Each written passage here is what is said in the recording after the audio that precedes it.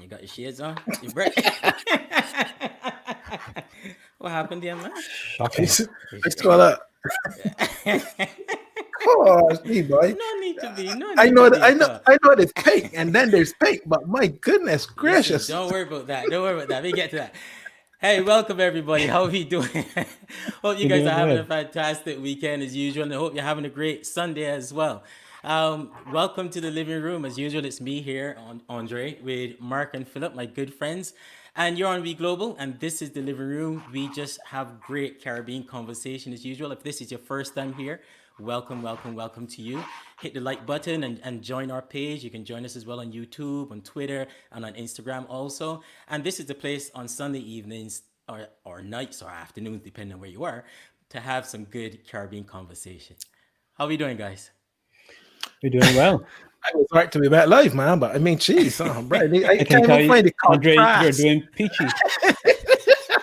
Peachy pink. Listen. If you're gonna do it, man. Fair I enough. don't. What was this? Mark, what you wearing? You wearing beige? Soft, You no, wearing I am off soft white? pink. We Soft go pink. on there. Huh? Baby pink.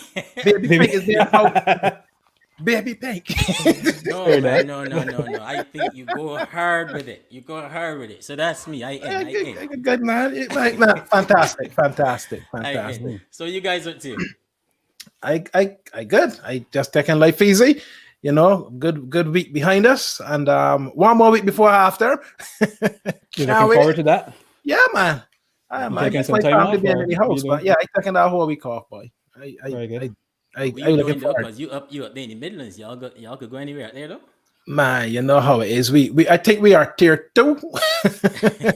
No, if you've been following it, you know, but I don't know. I think I just want to have the family around. I think it's been very, very interesting being on my own during the day, and not with them not being here. And yeah, it's a different experience. He's still lonely, Phil. Your man's still lonely. he's still on. I remember this conversation.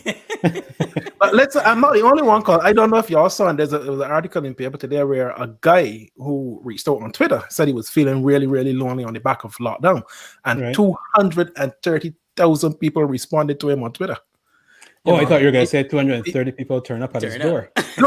No, million. I mean, the guy said if he was to respond to all the comments, he would have to employ staff. But there were these 230,000, you know, all sorts of people just piling in, and it just shows, you know, there's a lot of love out there in the world, man. It's great. I think That's so. true. And I think on seriousness, I think there's a bit of fatigue setting in now as well.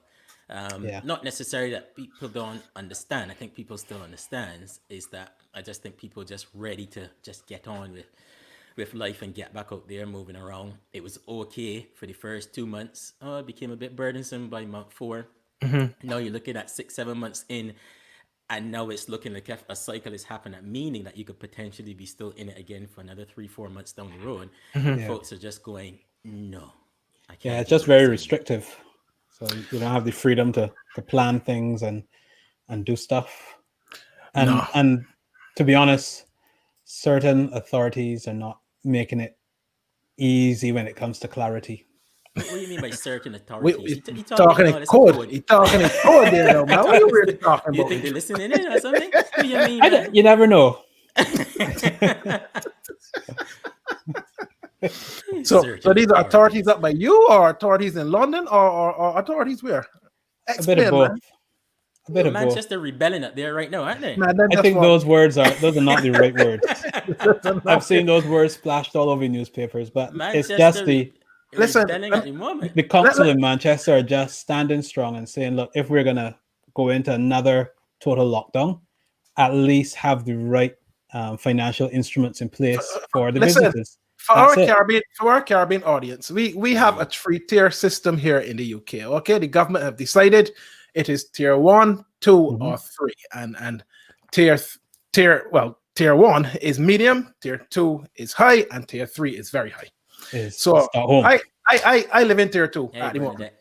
Okay, now if you're in the north, like Phil, they are resisting being placed in tier 3 because they want a bit more cash from the government. At least that is what the that's Well, what they're allegedly. allegedly. Stop treating us like canaries in a coal mine. Hey, Karen. Hey, feel like you're ready to rebuild. Yeah, feel like you got a placard. They got E-hooking. They got E-hooking. Definitely.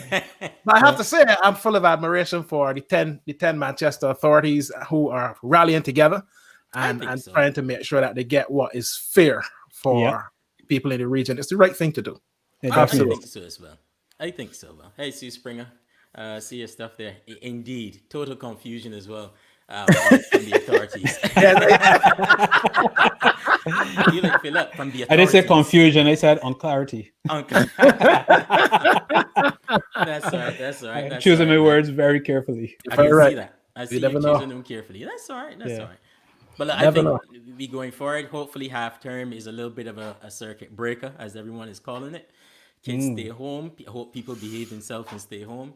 And hopefully, we can get on top of this thing because it's going into a phase now where I think mentally people are not going to be able to cope with all the news that's coming at you and all cycles and second waves and all that kind of stuff as well. So, Yeah, I man. definitely hope so. And the hard thing is, it's just getting darker. Well, Days. that is very true. That is very true. And you know, as you look out now, when we used to start this show, it used to be bright and sunny. Yeah, exactly. I used to have the windows open and just taking in natural light. Now, Gone. completely gone now. So that's all right. But that's all right. These things happen. Yeah, man. So what's been happening across the region that caught your eye this week, man? Anything in particular? Let's see, we got in Barbados, you got a little by-election there happening that's causing a little bit of a storm. Maybe our Bajans on can chime in on that, but I see it's causing a few issues based on some comments made by some former parliamentarians, you know. We're kind of a bit insulting to people in the sports arena, but in general, he was speaking about cricket. But I think he was directing it at the opponent, but if there's ever a phrase that came out wrong, I think that's even too light for that, to be honest with you. To say that's came fair out too. wrong. Yeah. As a cricketer myself, I took issue with it. Oh Lord, have See mercy. with this again. As a cricketer myself, thing. It was embarrassing. That's the honest truth. Yeah. You know, it was a very, very terrible thing to say. You know, and if you don't know what was said, you know, he's you want to say what was said, Phil? In his exuberance, as he would say, The guy literally said, any attacking the idiot other side. to play cricket. Any idiot can play cricket. Yes, and that's Wow. because the other candidate is a former Barbados cricketer and captain and what's not. Did he play for the West Indies? Can't remember. Yeah. He did play for Yeah. the West Indies, had a pretty short career there, but it with the West Indies nonetheless. But in attacking the opponent, he said, any idiot idiot. can play cricket. Wow. And given the importance of cricket in the West Indies, Yeah. It really was not the right thing to say, to be No, honest with you. no. You Terrible. so that was pretty terrible. I'm sure you would say it came out wrong. Don't know what the apology would look like, although I saw something there. I'm not sure if you can call that an apology, but you know, it definitely was not the right thing to say, especially considering the amount of heroes across the region who have represented the West Indies and carry the flag for the West Indies and the honor of people of the West Indies. To say that, irrespective of if you're talking about a political No. opponent or not, Yeah. it's just not on. No. It was just not a right. I suspect he wasn't drinking Mobby. No, he was in probably something a little stronger than the red wine. But anyway, that's what caught my eye in the Caribbean this week, to be honest with you. Yeah, Anything yourself? I noticed that Belize are heading towards a general election, and the Prime Minister is saying that anyone who is self-isolating or who's tested positive will not be allowed to vote, which I thought was quite I missed interesting. that. I didn't see that. That's quite interesting. Yeah, I thought very interesting stance, but I suppose if you can only turn up to the polls, well, that will have to be the position. But I'm sure there'll be some challenges there around that. If we've got any fans from Belize who are watching, you know, it would be interesting to hear what the perspective is on the ground on that one. Yeah, that's not gonna stay there. Hey, Avro. I wouldn't have thought so. I don't think that's gonna stay there. That's definitely not gonna be the end of that. For sure. Nah, and up in Jamaica, and this was startling actually. Toots' funeral turned out to be a little bit of an episode. Family issues, I heard. Yeah, and the burial that was not, because they didn't have a certificate for internment, I understand. Oh man.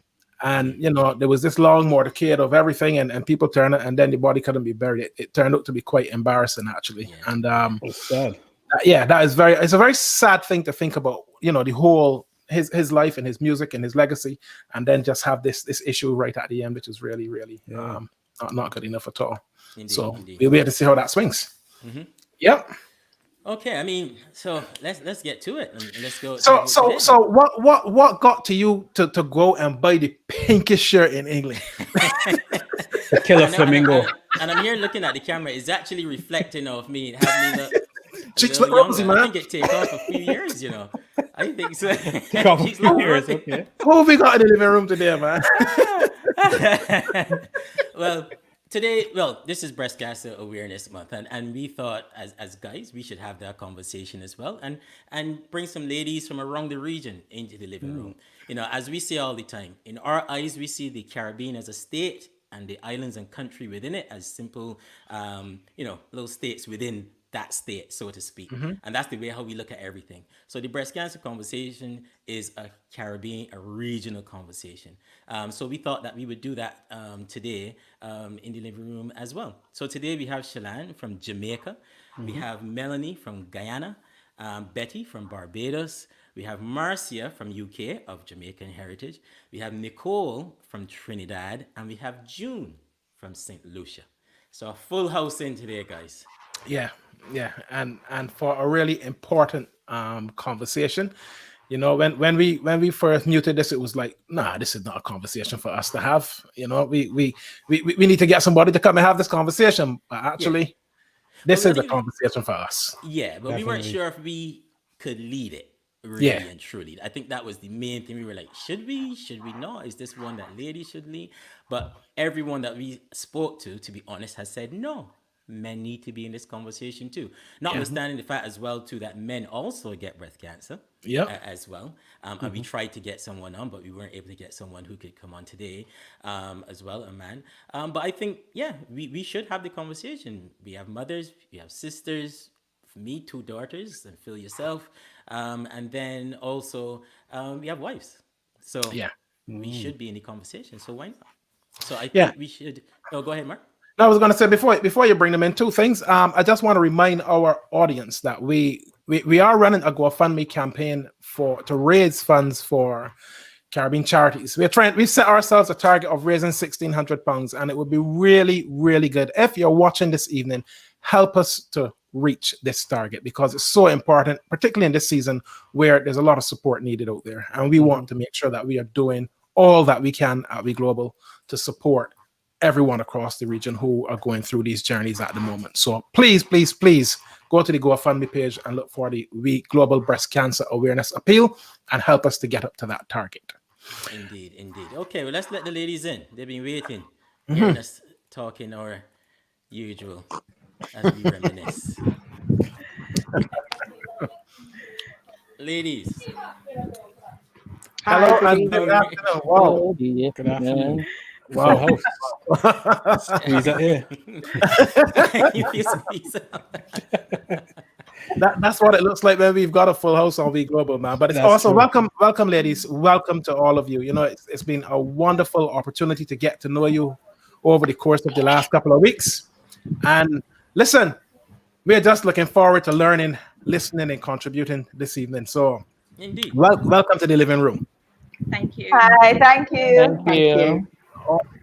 Excellent, excellent, excellent. So perhaps we start. We're north up in Jamaica with you, Shalan. Let's understand first of all, you know, where you are, how you're feeling, what's going on, what's your story. Okay, I am currently going through treatment. I am stage 2B, mammary ductal adenocarcinoma, which is breast cancer. And I just completed chemotherapy. So I finished on the 23rd of September. And I'm on my 6-week break before I start radiation. Wow. Okay.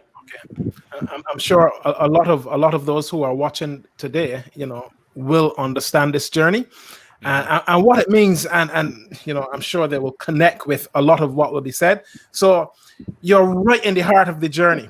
So Yes. one of the people that we really wanted to also get in this conversation, and she said to me, Mark, if there's anything that can happen to our breasts, I have seen it. Indeed. Okay, and that's Marcia, our nurse breast specialist. Marcia, how are you? I'm good. Thank you very much. And what are you feeling seeing all of these women coming together today to have and ourselves coming together to have a conversation around something that's really, really important to you? I think when it comes to talking about breast cancer, it's a very, very important thing. It's good to see that we've got men involved as well, because the message of being breast aware and spreading the message of breast awareness means that we can get out there to all women. The thought behind the treatment of breast cancer is the earlier you catch breast cancer is the better the outlook. So educating everyone to be breast aware is sort of the first thing that we need to get across to everybody. Wow. Awesome. And I'm sure you'll have a lot more to tell us as we go through the show this afternoon. Indeed. Well, let's jump down to Barbados as well. So, Betty, tell us a little bit about your journey thus far. Hi, good evening, everyone. Hi, Andre. Hey. Well, I am at the stage in my journey now where we are. I'm just taking what I call post cancer medication. My situation started back in November, actually the 28th of November last year, and that's when I had my surgery. I've had a double mastectomy, and having the double mastectomy kind of prevented me then from having chemo and radiation, which I'm grateful for. Because when I hear of the experiences of people who have to go through that, I know Shalan is doing that at the moment. It's really, it's tough on the body, but we're warriors, so we'll get there. So I am at that stage. Didn't see this one coming. No signs, no nothing. I just had a mass. I went to have my mammogram and discovered I had a mass in my breast, Okay. and to be fair, I didn't have a mammogram for like 2 years prior. So the doctors were like, we were not sure the history, like when did it surface, whatever. So I decided to just jump in there and let's just get rid of everything. So that's where I'm at. I'm still taking post cancer, I call it medication. That's supposed to complete in December, and then we'll know where I am from there. Wow. Okay. Awesome. And continuing south in Trinidad, Nicole, I know that you do a lot of supporting on the other side when women have gone through the journey. Tell us a little bit about you, about where you are and how you are doing that work at the moment as well. Thank you, and hello to everyone everywhere who's watching and participating in the conversation. My role has been to support the post-surgical experience that takes the woman to a rehabilitative space where she re-emerges following surgery. So I see the woman who has the bandages on, who is still wearing her surgical bandages, who's also probably most times in her drainage pouches, and who might have had a double mastectomy, might have had a lumpectomy, might have had a single mastectomy, but has been going through the journey of the loss.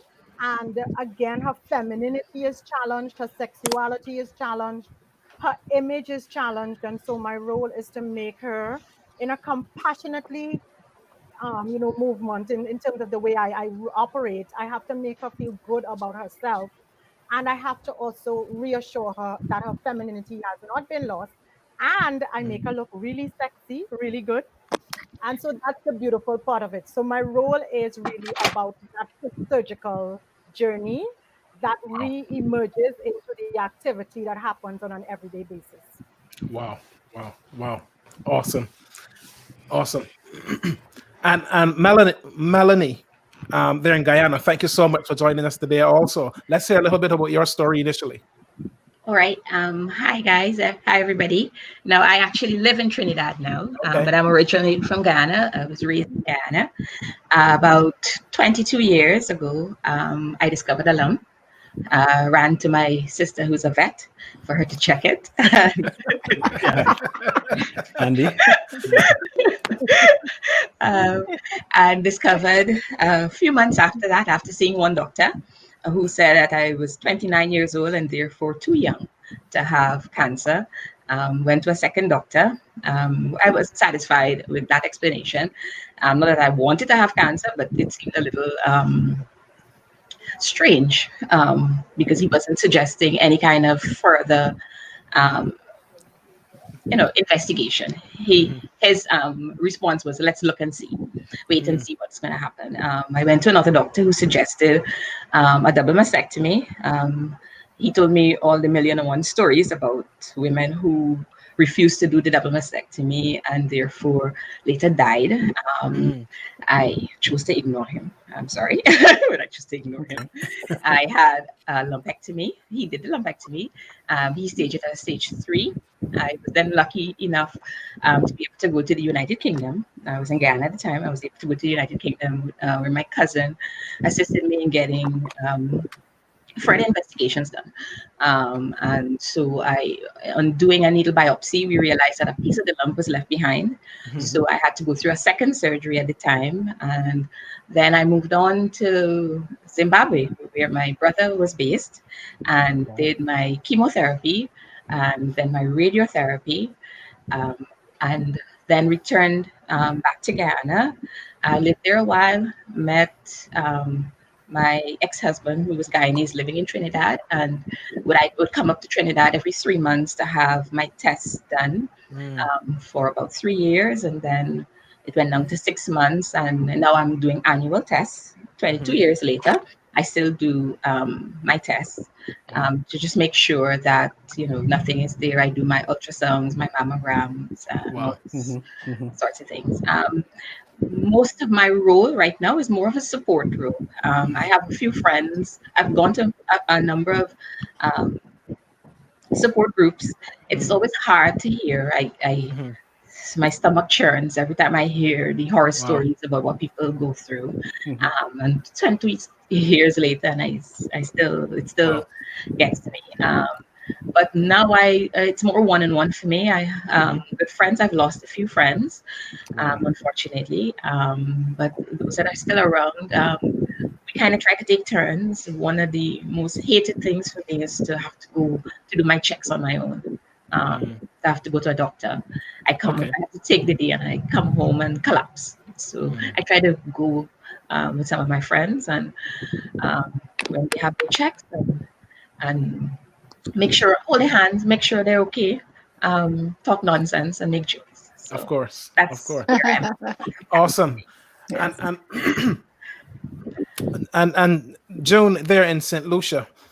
Listen, as guys, we're going to be honest. We're going to do a lot of listening today, all right?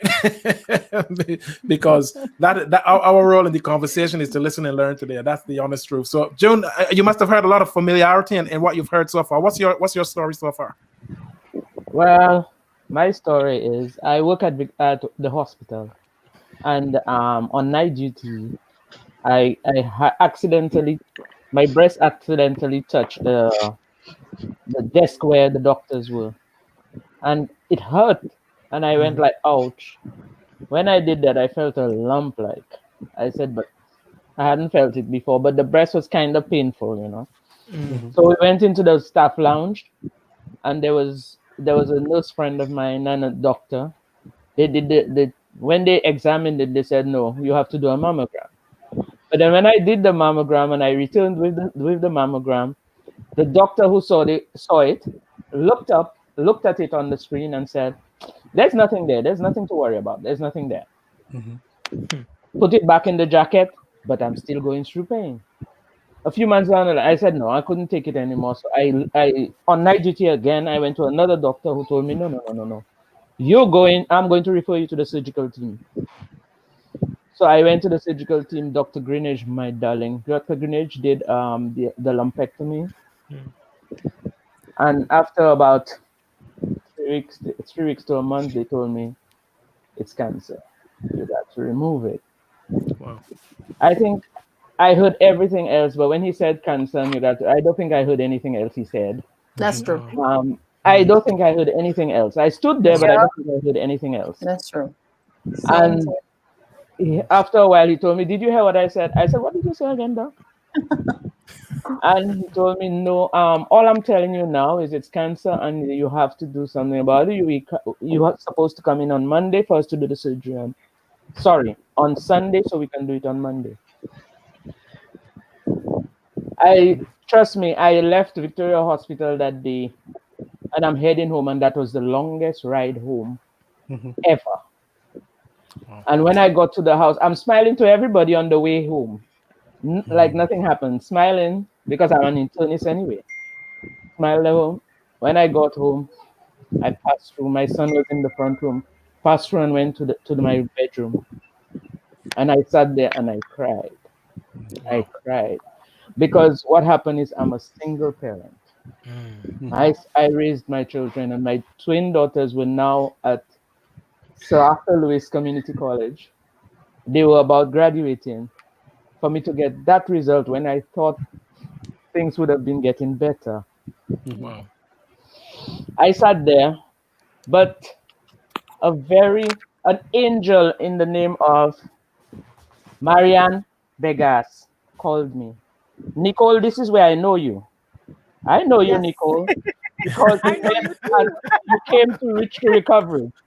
I am now heading Rich to Recovery. So I know you, Nicole. Dr. Rainey this Marianne morning, turned the baton to me. Yes. So I met Marianne, who told me, no, June, you have to do it. Do not take out just, because some people will tell me, just take out a piece and leave the rest. And Marianne told me, June, take out the entire breast. Don't tell me about piece. Just take out the entire thing. So, okay. Wow. But trust me, the day of the surgery, I'm packed to go to hospital, and my two legs were like, I think they were like, they had been concrete, because it was like that is what's happening to me.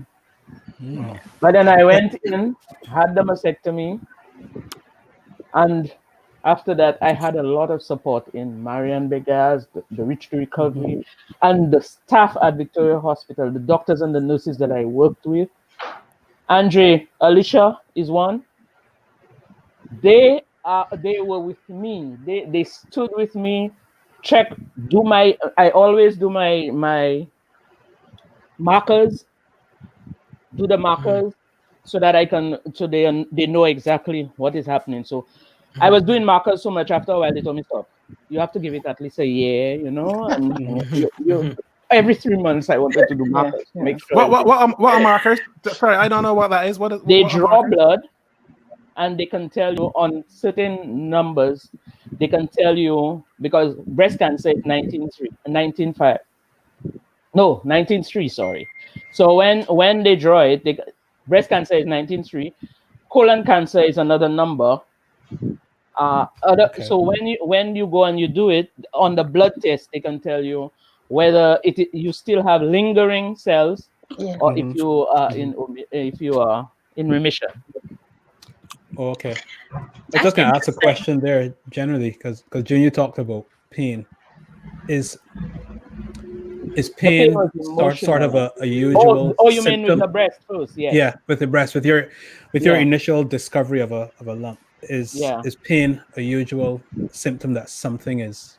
No. No. I had nothing. Nothing. No, because I wondering. deal with 3 breast cancer groups, and none of them. I get a lot of people who say they have no pain, and the doctors that I have dealt with say usually it does not happen. But Paul, I had pain. Oh wow. I had none at all. I had pain. I was showering and breast just into the bra was a problem. It was painful, you know. Wow. Yeah. I just want to say that. Well, I'm going to say it publicly. I really have to thank my daughter because I'm a diabetic as well, and but she kept saying to me, "Mom," and I'm now 62 and I'm proud of my age. So she kept saying to me, "Mom," but she kept saying, looking "Mom, fine." thank you." She kept saying, "Mom, I'm concerned. You're now in your 60s. I need you to go and see an internal specialist. I need to know what else is going on within your body, what else is happening, and so on." And I kept putting it off. I was like, "Well, I have a GP. I see him every 3 months." So she said, "No, I want you to go and make an appointment with an internal specialist so that we can have an idea of what anything else is going on in your body apart from the diabetes, because as you know, diabetes create other things as well." Yes. And that's how I got on this journey, because by taking her, and she kept pushing me, she kept pushing and poking, and I just got it one day, like, okay, I've had enough. Got into the directory and looked for an internal specialist, and then I wasn't sure. Then I spoke to, I have to call him my nephew, Dr. David Bayer. I called David and said, "Look, here's the situation." He said, "Okay, you leave it to me. You know David, right?" Come here. Yeah. Oh Lord, don't start now. Plug every week. Anyway, carry on. Okay. I know it's October, but we're not going there All tonight. right. So let me put it in quick now, because he's gonna say, I know you can tell about you helped raise me. So yes, I helped raise Dr. Bayer. Good. So he said, "Okay, Betty, leave everything with me. I'll set an appointment for you, and you go from there." And that's so. And I also have to thank Dr. Dawn Ali, because that's where he sent me. And and she was like, "Okay, so we are starting from scratch here." So she's going down the list, and she said, "When was your last mammogram?" I was like, "Mammogram?" She said, This thing is painful. They have to change just like they have to get more modernized with this mammogram thing. So, and I said to her, honestly, Dr. Ali, my only thought of mammogram is all the stories you hear about this thing clamping down on your breast. She said, "No, baby." She said, "No. Okay, so the mammogram, but we wrote at that farm, and then we went to the colonoscopy, and she going on all these things I have to do." So listen. When June was saying there that when the doctor gave her the diagnosis, she heard nothing else. Shalane, I noticed that you were going to come in there. What was that moment like for you? Somebody's got a beautiful full cut in the background, whoever it is. That would be me. Our podcast don't have time. They alarm whenever they feel like. Yeah, I'm actually enjoying this. Great soundtrack. Great soundtrack. It's seriously. And there are about 8 of them in the neighborhood. So I have no idea. So Shalane, what was that moment like when you got that diagnosis? I think everyone can empathize or remember what it was like. So for me, I had found the lump just chilling on the couch one day, typing on my phone, and you kind of rest your phone here, and it didn't sync how it was supposed to sync. And then I felt the lump, and I was like, well, this doesn't feel like what it's supposed to feel like. I went to my stepmom, and I said, "I want you to feel something for me. Just let me know if you feel something." And she checked, and she's like, "I don't feel anything, but you need to go to your doctor. And then my sister is doing medicine. So I was laughing when he said she went to the vet. My sister is in med school, and I was like, she must can find it. So I was like, feel and tell me. And she's like, I don't feel anything, but go to the doctor. So the reason my whole family is like, go to the doctor is because my mom, my biological mom, passed at 34 from breast cancer.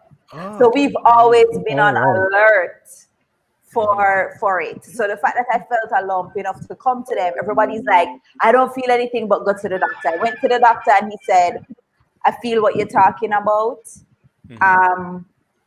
So it could be fibrocystic disease, but because of your family history, I'm gonna send you to do a mammogram right away. And that's how, I ended up finding it. So what happened is I went through the whole waiting process. It's 4 weeks. It's 4 weeks to like get the results of the I did the mammogram. They couldn't find anything. So they sent me in the next room to do an ultrasound. And we're in there and the doctor is like, I can't find anything. I said, I don't know what you can't find, but I'm telling you something is there. And they're like, okay, we'll take the ultrasound wand and put it exactly where you feel the lump. And I put it on there and they said, okay. And I heard click, click, click, click. And they started, marking it or whatever. And then he said to me, it's not a cyst, but whatever it is, it's really small. And I knew right away that something was wrong. And they said, we're going to tell you to do a fine needle biopsy, make your appointment. And so I did it. I told my mom, I did the fine needle biopsy. And they said it's 4 weeks. They said it's 4 weeks before you get back the results. And then when the results 4 weeks are up and I was counting down per days, and then they were like, okay. I called and I was like, did you get the results yet? And they're like, we're sending it to your doctor. And I called my doctor and I'm like, did you get the results? He's like, do you want to wait till tomorrow? Or I was like, no, I'm on my way. I was like, I'm on my way. And so when I was in there, because this is a doctor I've been going to since prep school, he's taking his time to open up the envelope. And I just stood up and looked over and saw the positive and he's like, well, Shalane, this isn't exactly the result we wanted, and I just blanked out. And so I can understand what she said. Like, I didn't hear much. You go into another world when you hear that. Right. So, it's like, I'm just like your brain just goes. So part of me, I knew that it was a possibility that it could be cancer, but at the same time, I had convinced over the 4 weeks, I had convinced myself that I had been overreacting.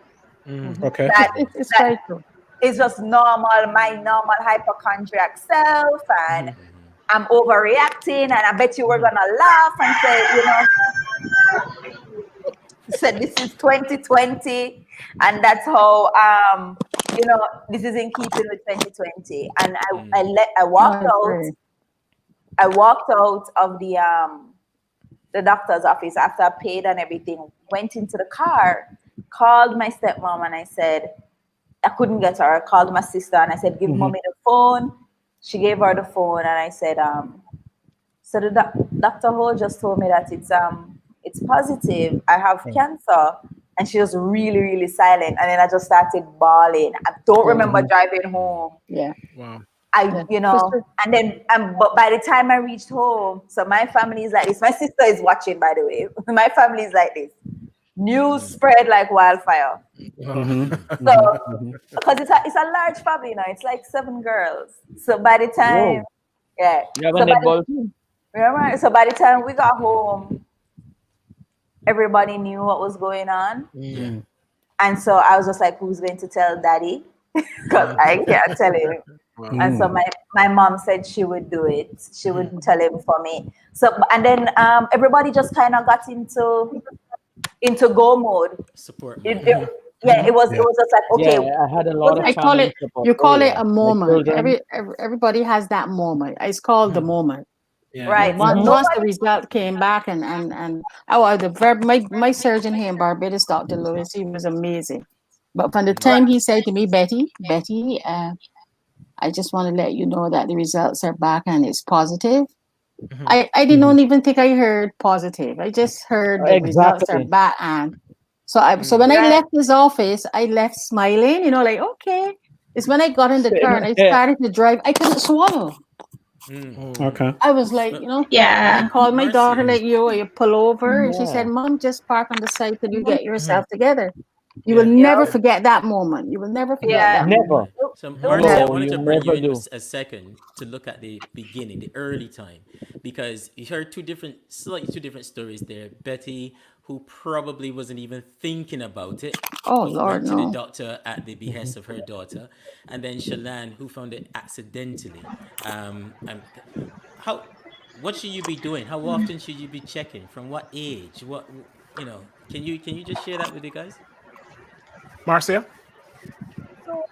We have when I was working, because I'm retired now, when I was working, we had a real discussion around how often one should examine themselves. And there's no wrong or right, so to speak. The main thing is to be breast aware. You need to get to know your own breasts so that if there are any changes, you can report those changes straight away. Now, there used to be a theory of that you should examine your breast about 7 days after your periods. And in all fairness, we actually, where I am from in the UK, we used to say that you should examine your breast at least once a month. That there was no set rule. Once a month. And examining your breast, you've got to remember, it's not just the actual breast that we think is the breast. You need to examine the breast, the underarm, and the neck area as well. Your breast tissue grows quite high up. A lot of people don't realize how high up your breast tissue can grow. And right into the armpit area is part of the breast as well. So it's important to examine all those areas. And another thing that we used to say, if you are nervous or anxious about examining your own breast, get someone else to do it for you. Get your husbands, get your boyfriends, get your partners, get them to do it for you. They get the enjoyment of doing it, but they also get to know and understand your breast as well.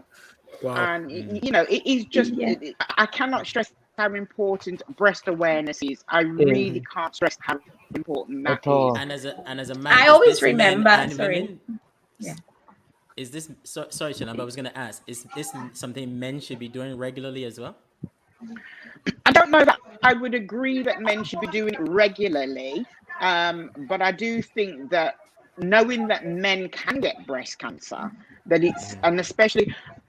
Let me just take a step back. I think if you know you have a family history of breast cancer, if you are a male member of the family, it would kind of make me be more heightened to say that you should be probably examining your breast. Yes.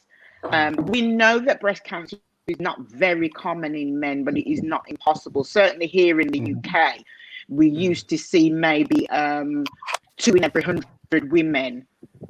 2 men in every 100 women would have breast cancer. So yes, yes, men should examine their breast, but I don't know that I would say that it's something that you should go out and be doing daily or monthly. I think that yes, men should be aware that you can get breast cancer.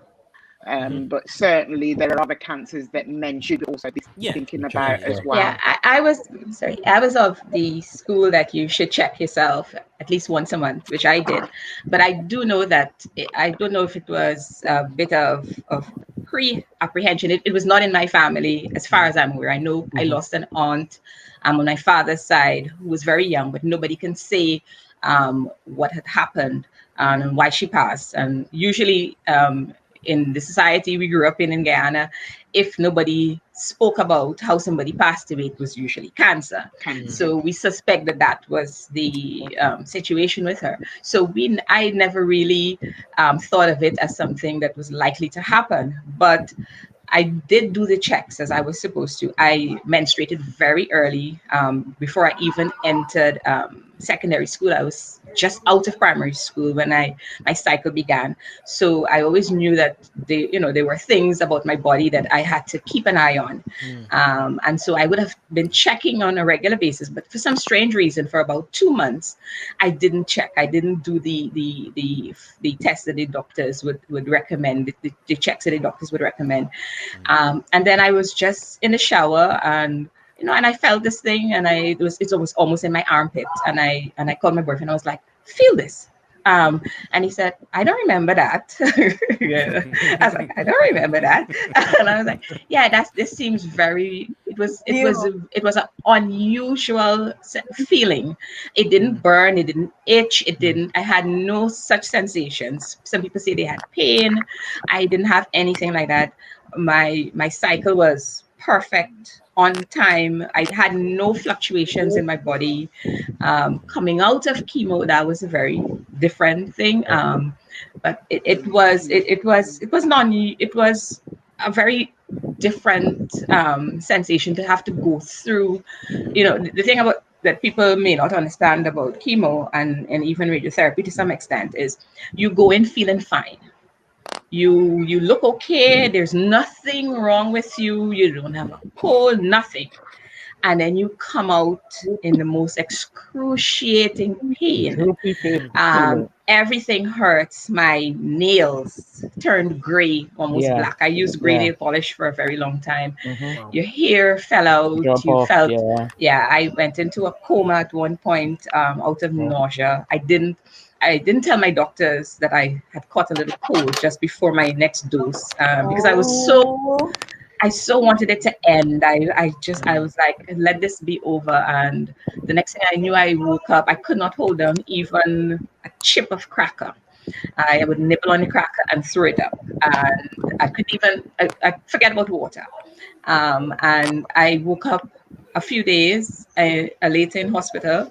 My doctor was really annoyed because they put me in a general ward. And she said, are you trying to kill this woman? Infection, exposure. Yeah, exactly. So they moved me to a private room. And I woke up, and the only thing I wanted at the time to eat, I was so hungry. I wanted a bowl of ice cream and a mango. And that's the only thing I wanted. I was like, forget the rest, and just give me a bowl of ice cream and a mango so I can eat right now. And that's really all I wanted. And I had to eat the most salt things you could possibly find, just to keep things down. I ate. Oh, listen, they had to warn me off that salt. No, they're like, Shalane, stop eating that, but I need it. I need the salt. But you know what? For me, I have to be very grateful. Chemo was rough, but like when I hear like you talk, it wasn't that rough for me. Like my doctor was like, you went through this like a champ. And my friends are all like, they're just like, you're so weird. You just call us one day and you're just like, oh, you're finished. Chemo's finished. We're waiting to go. And they're just like, what? So I didn't get a cold. My nails, they felt like they were going. That's right. So the nails and thing, but the nausea was really bad. That's the part I hate. Yes, so the nausea is really bad. It was to a point where I was just boiling Irish. When especially there's nothing to come out. The parts where there's nothing to come out. You just So I was just boiling Irish potato and just eating it with no salt, no nothing, no butter, nothing, just Irish, and crushed it and eat it just to say that I had something today. And there were times where, like for instance, like your mouth burn up, the chemo burns inside of your mouth, and so my tongue turned black and your taste buds. Food, like I couldn't eat plantain, and that broke my heart because that's my favorite thing in the world. And the plantain just never tastes like plantain. And I was like, okay, cancer, you're gone too far now. You're messing with my plantain. That hit me. Yeah. I get that. And now, because I cut out sugar completely, because I'm HER2 positive, that type of cancer reacts to sugar. And so I cut out sugar as much as possible because everything has in sugar, right? So processed sugar, I should say. Sorry, when you say that, type of cancer reacts to sugar, you mean Okay, so you the have cancer different Gross. cell would. right. So it's more likely to It feed feeds I on guess. it. It Yeah. feeds on the Yeah. sugar. Oh. Yeah. Feeds on sugar that I love, Mm. right? Yeah. Sugar that Right. One make of me the happy. things I want to drop in the conversation is that I find though for and this is probably from a regional perspective is that sometimes our families kind of hide stuff from us too, and so you I was don't gonna even know ask that that, you right. Yeah. I don't know Yeah. if you're going along, but you don't know this cousin person has this and Aunt Yeah. Maudie has this and so on. Mm. And it's only when you in the situation then and you probably start investigating or you go So- digging or drilling down, you realize you've got relatives that have Yeah. passed away or went that way, but nobody says anything. No. I find we are I kind of thought too I secretive. keep my family alone. I find it's a little But we're a little too Yeah. secretive on things My that both. can be open Yeah. conversations, Sorry, let Yeah. Nicole jump in there for a moment. Go ahead, Totally. Nicole. But for many years in the Caribbean, and I mean globally, but particularly in the Caribbean, we never used the word cancer.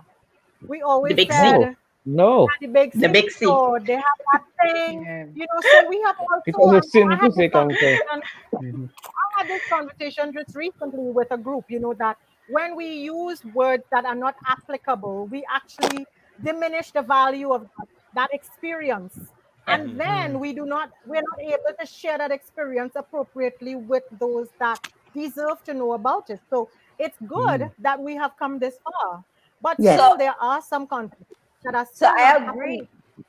happening. I vlog the process from when I got the results to everything till the end of chemo. And somebody commented last week that thanks for sharing this. It's been 5 years now. They went through chemo and everything and had breast cancer. And nobody in the family knew. Wow. Wow. Yeah, that's what I'm talking about. Yeah. That's Wow. Yeah. insane to me. I don't think I could do this on my no. I know I At all. cannot do this on my Exactly. own. At all. I mean, And I those had a listening, we're gonna friend put right Shalan's here. blog. So I was just Yeah, gonna say I we're had gonna a put Shalan's blog. I in don't the know. I don't know as how well. I would Yeah. react if I had no support. Yeah. Wow. It's I had it a makes friend a here in world of a Trinidad difference. who, but I wouldn't say a friend, she's an acquaintance who I only found out she was diagnosed. She I must say behind me my dresses, I'm now about to put them up. We dance. Dancing has become I don't want to say my life, but it's become what has brought me, woken me up to trying to living again. And a dance mate of mine passed away, and we found out literally at the point where she was literally on her deathbed that she had cancer and breast cancer, and people around her knew, and it was this almighty secret. And I'm talking about just at the beginning of this year. Yeah, the beginning of this year. This is not something far in the past. This was just the other day, and people were still behaving as if, if we know that this is, it was almost as if to speak it makes it real. But at the end of the day, it is there. It is. Yes. In my Yeah. country, would you believe me? And- There's some mentality if you wear the t-shirt, because I do around October I usually get t-shirts and whatnot, and we sell the t-shirts, and we do some people to wear the t-shirt as if they'll get cancer if they wear the t-shirt. Yeah. You can only fight that with education. You have to Exactly. Yes. But this is really interesting, because I No, remember but it's when I was true. leaving Barbados to come here. My mother's a nurse, or was a nurse, sorry. She gave me a whole list of things that was in the family. And I was like, why are you giving me all of this stuff for? She's like, no, because when you go to fill out forms, if they ask you Yeah. if glaucoma Yes, is in the family, you got to say yes. If hypertension, if heart disease. No, and I didn't understand. That's something we don't do. We always But we say no don't to do everything. that. Supposed You know, to. I didn't really Yeah. understand it. Whereas here in the UK, guys, you guys would know, you can now meet someone at the bus stop and you can hear the The whole life was history. life story. Yeah. Seriously, seriously. Now they have a band. And all you said was "good day today." Good morning. Right? Yeah, How's I'm the on weather? my way to get whatever. And I'm like, okay, hello, I don't know you yet, but but we don't even And I tell just make a her. point as well. You know that we're talking about family history. Yes. Breast cancer only makes up for 5% of 5% of breast cancers are family linked. It's actually a very small percentage. So I would have to be in the 5%. Yeah, unfortunately, this is how things go. Really? But one of the points that I'm picking up on, it is very, very important that you do know your family history. Yeah. And as Caribbean, yes, I am English, but I am Jamaican heritage. As Caribbeans, it is one of the things that we fail to do is to talk about our family history. We don't. Now, it is important. Yes, it is only 5% of all breast cancers that are family linked, but I think it's still a very important link that you need to know about. And not just breast interestingly, cancer, any cancer, any illness, glaucoma, Any illness. Yes, Andre, exactly, it's important. Agreed. But interestingly, I remember when I was in the US at one point.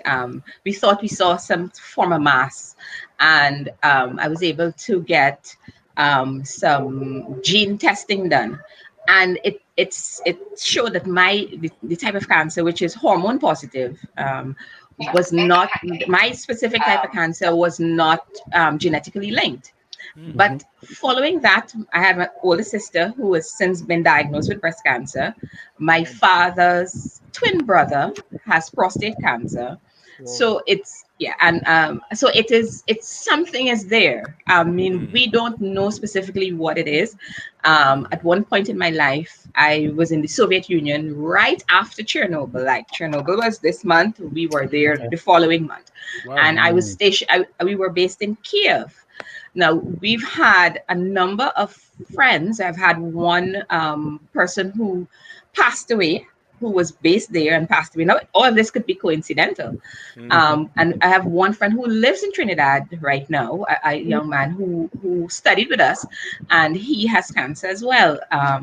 Now, all of this could be very, very incidental. It could be, I could say that at the time of my life when I was diagnosed, the amount of stress that I was going through, family stress I was going through at the time.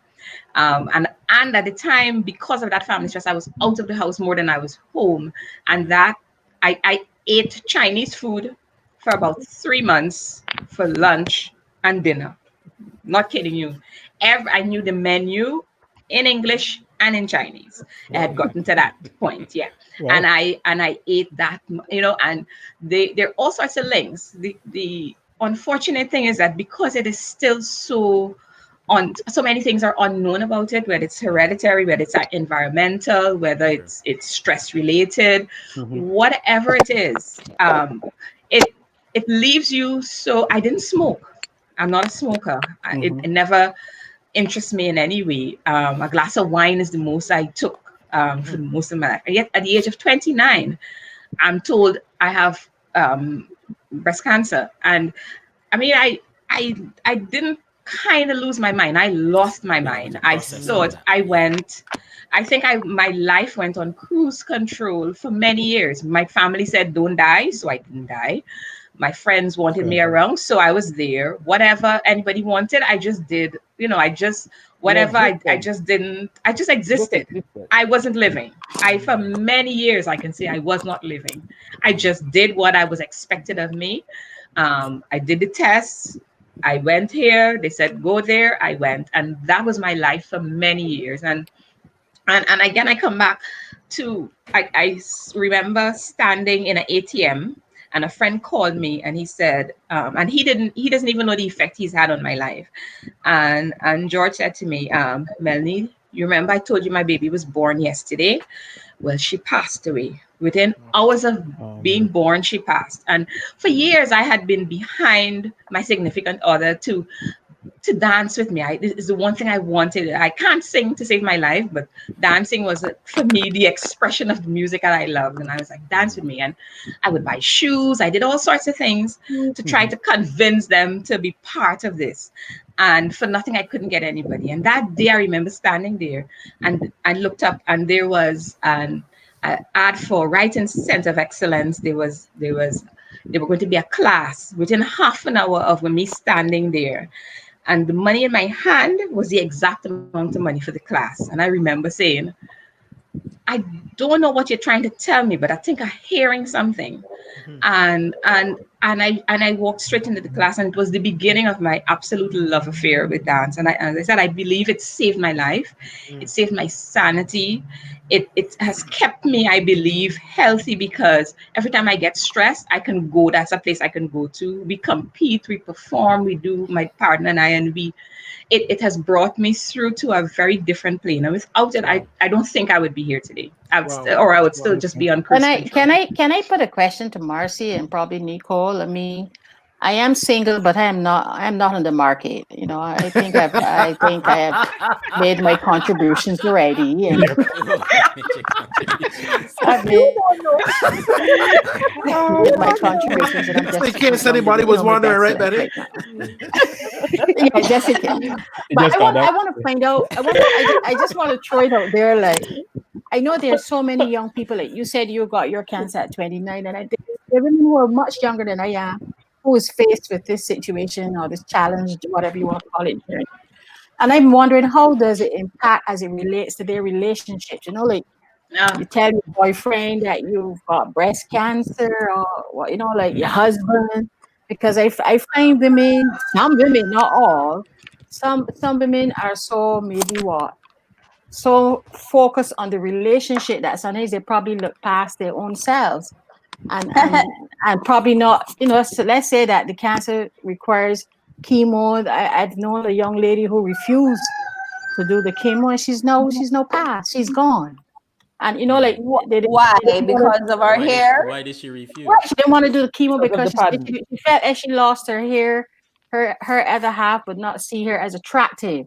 I had another friend, the same thing with her breast. When she, you know, to take off the breast, she felt that in the bedroom he would be turned off and so on. And she didn't do the surgery, and of course she's no history as well. So how Marcia, Nicole, how do we talk around this topic? I mean, the guys are here; they need to know too, because if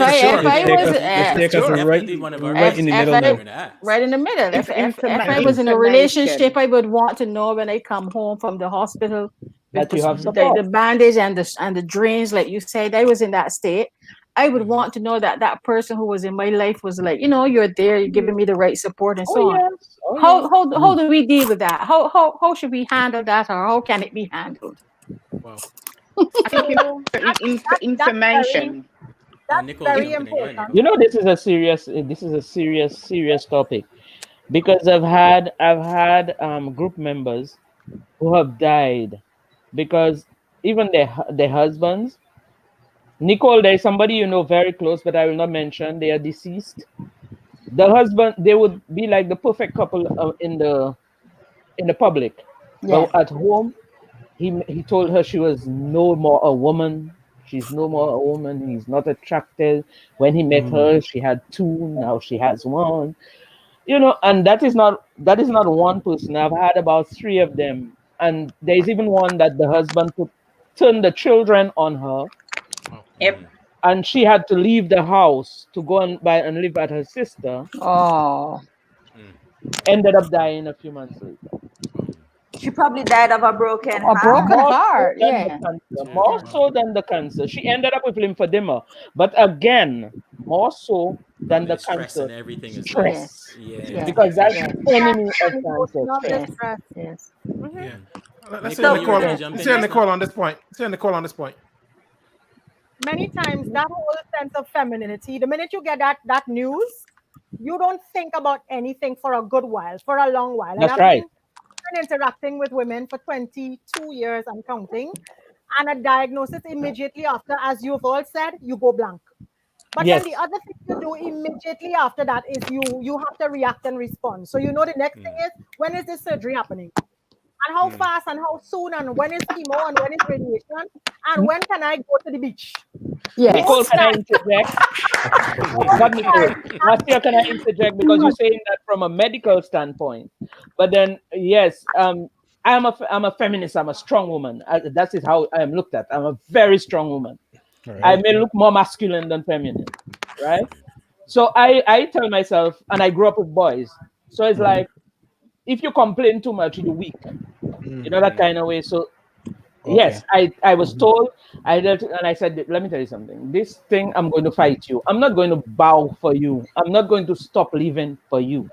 And again, I had the support of my children. My son was there with me. My son lifted me off the trolley and put me on the bed. My son was slept right on at the hospital with me.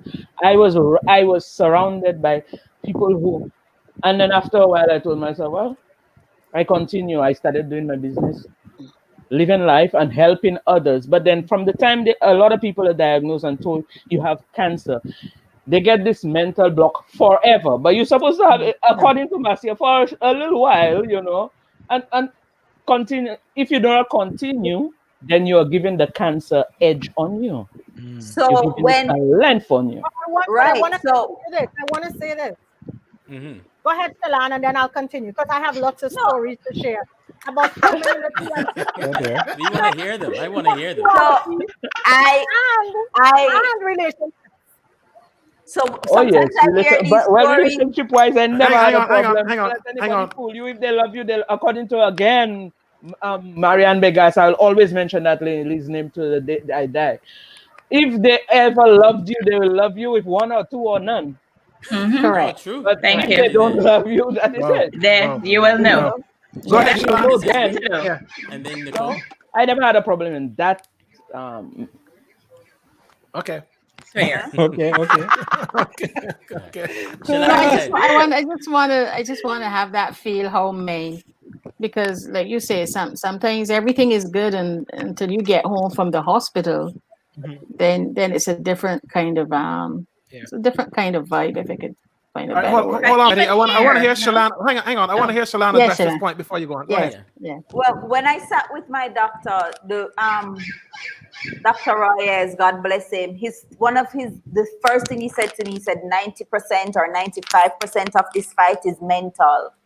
You will have to fight, and you are literally fighting for your life. Fact. If something isn't Yes. feeding you, it's taking away, and you have to learn to eliminate it. Now, before I got sick, I was a pretty hard person to date. When I got sick, I was doubly hard to date. I was talking to somebody.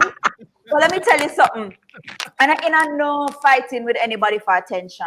As far as I'm concerned, it was all about me, and I was focusing on me. So I said, Melanie said dancing was very important to her. To me, I love flowers.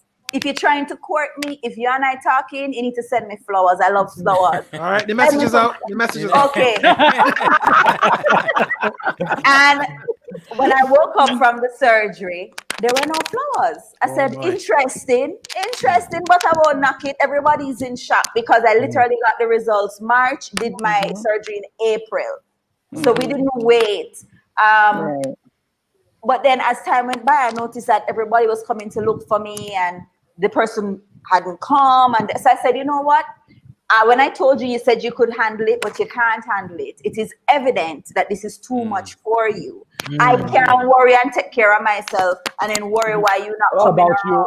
So sort out yourself, Mm-hmm. and I am going to deal with what is important to me, which is me. And I always say, even before, I used to tell them, say, I love you, but I'll never love anybody more than me. I hear some people say, I love you more than life itself. I cannot relate. That true. girl. I agree with you. I said I that. cannot relate. My mother had a To be honest, phrase. rejection is very hard. I mean, for some people, it's very painful. Rejection. Right. No, but I'm just I saying, mean- I think my personality helped me. It has a lot to do with that. Right, because sometimes I sit down because for me, we talk about relationships, but what hurt me more than who I was talking to at the time were friendships. People who I thought would have come around, who And supported you. whether it's because they can't handle the thought or it's a lot for them to whatever the excuse is. There are people who I thought would have been here who are not, and the friendship part of it hurt me more than the. Yes, Sorry, yes. guys. I know there are 3 men on here, but men are finicky, right? I don't put my pot on any fire. Listen, for man. talk it off. Listen, exactly. I ain't even I- trying to defend. This is the living room. Listening. This Yeah. is the living room. I'm not sitting down and saying, "Oh, this." I is agree with you, my gonna be here girl. for me," You and go, whatever. girl. But but friends, like I was telling you guys earlier, but the ones who stuck around, They really, really Yeah. showed up Yeah. and showed out. And, Mm. you know, so Yeah. as far as I know, mentally, I'm I had amazing support as well. Amazing support. right. Once the Amazing. My doctor best told me that, friend, my best friend flew to Barbados from New York so that she could go to the hospital with me the morning when I was going to have the Oh, surgery. wow. Wow. That is She said, excellent. I was amazing. Petra wrote. Petra was like, Betty, I have meetings and all that going on, and I'm not going to be able to be in the hospital all day, but I am coming for you at 5:30 in the morning, 6 o'clock, and I'm going to stay with you because I was the first surgery up that morning. And she said, I'm going to come with you. So we took that ride to the hospital together, chat, laugh. We even did breast selfies and all kind of nonsense. Excellent. One Excellent. of Before- my Before we leave that subject, Correct. this is another problem that affects survivors. This lack of support can kill them fast. Yes. You need Absolutely. support. You have to do have not a need good support sympathy. We team. do not Yes. need sympathy. I say that all the time. We need empathy. Wow. Yes. Yes. I think I was lucky in that one. I mean, I can honestly say I was a very, very shy person before I started dancing. I was really shy to the point of painful. So I didn't have a lot of friends. But what I did have was a lot of family who supported me, even my cousin, my youngest sister, just to help me and support me paying for the surgery in the UK. She mortgaged her home. She and her husband mortgaged their home to help pay for me. Wow. My cousin Wow. in the UK handed me a roll. I never forget roll. Handed me his credit card and said, "Do what you need to get done." And yeah, Wow. I was really lucky in that my family was That there for means me. a lot.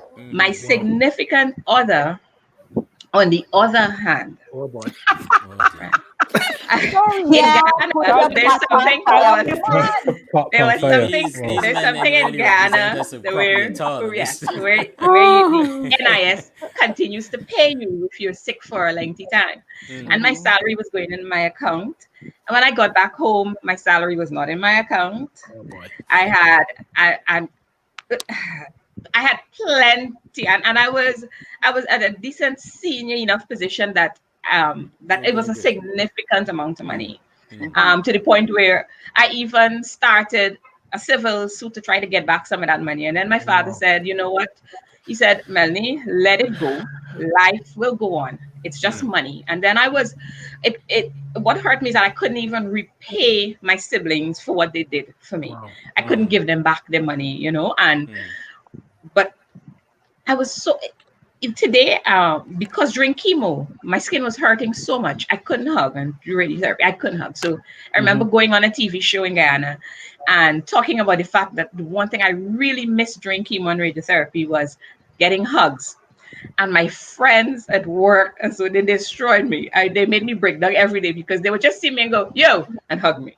Hey, I remember my friend Grandison, he was so annoying. And he would just keep hugging me. He was like, "That's enough?" I was like, "No, come again." And I remember that support. And I've come across It's women. true. Even It living means here a in lot. Trinidad, I know of a woman whose family put her out of his house. I know of that also. Her husband put her out because he was afraid that he would catch this cancer. And There you are know people what who was that- horrid is that, Lack I of mean, so education. unfortunate is that he passed away Oh, wow. before Before. she did, and she Before had to she come did, back and nurse him through No, a she different didn't. type of cancer. Well, I said she had to because that was the kind of Sometimes- person she is. Melanie, She came back and Melanie, nursed you're Chose correct. to. Melanie, I said you're correct, Melanie. Sometimes you just need a hug, like Yeah. you just need a hug to let just to say everything is okay. Yeah. You can be okay, but people they seem to think that, like you say, it's contagious, so they chat and talk with you, but they create that little space. Yeah, like yes. You gotta put up, Yeah. Nicola, Like You it will know? pass on, so You Nicola, know, I was wanted to- not going to go back and help that man. We know.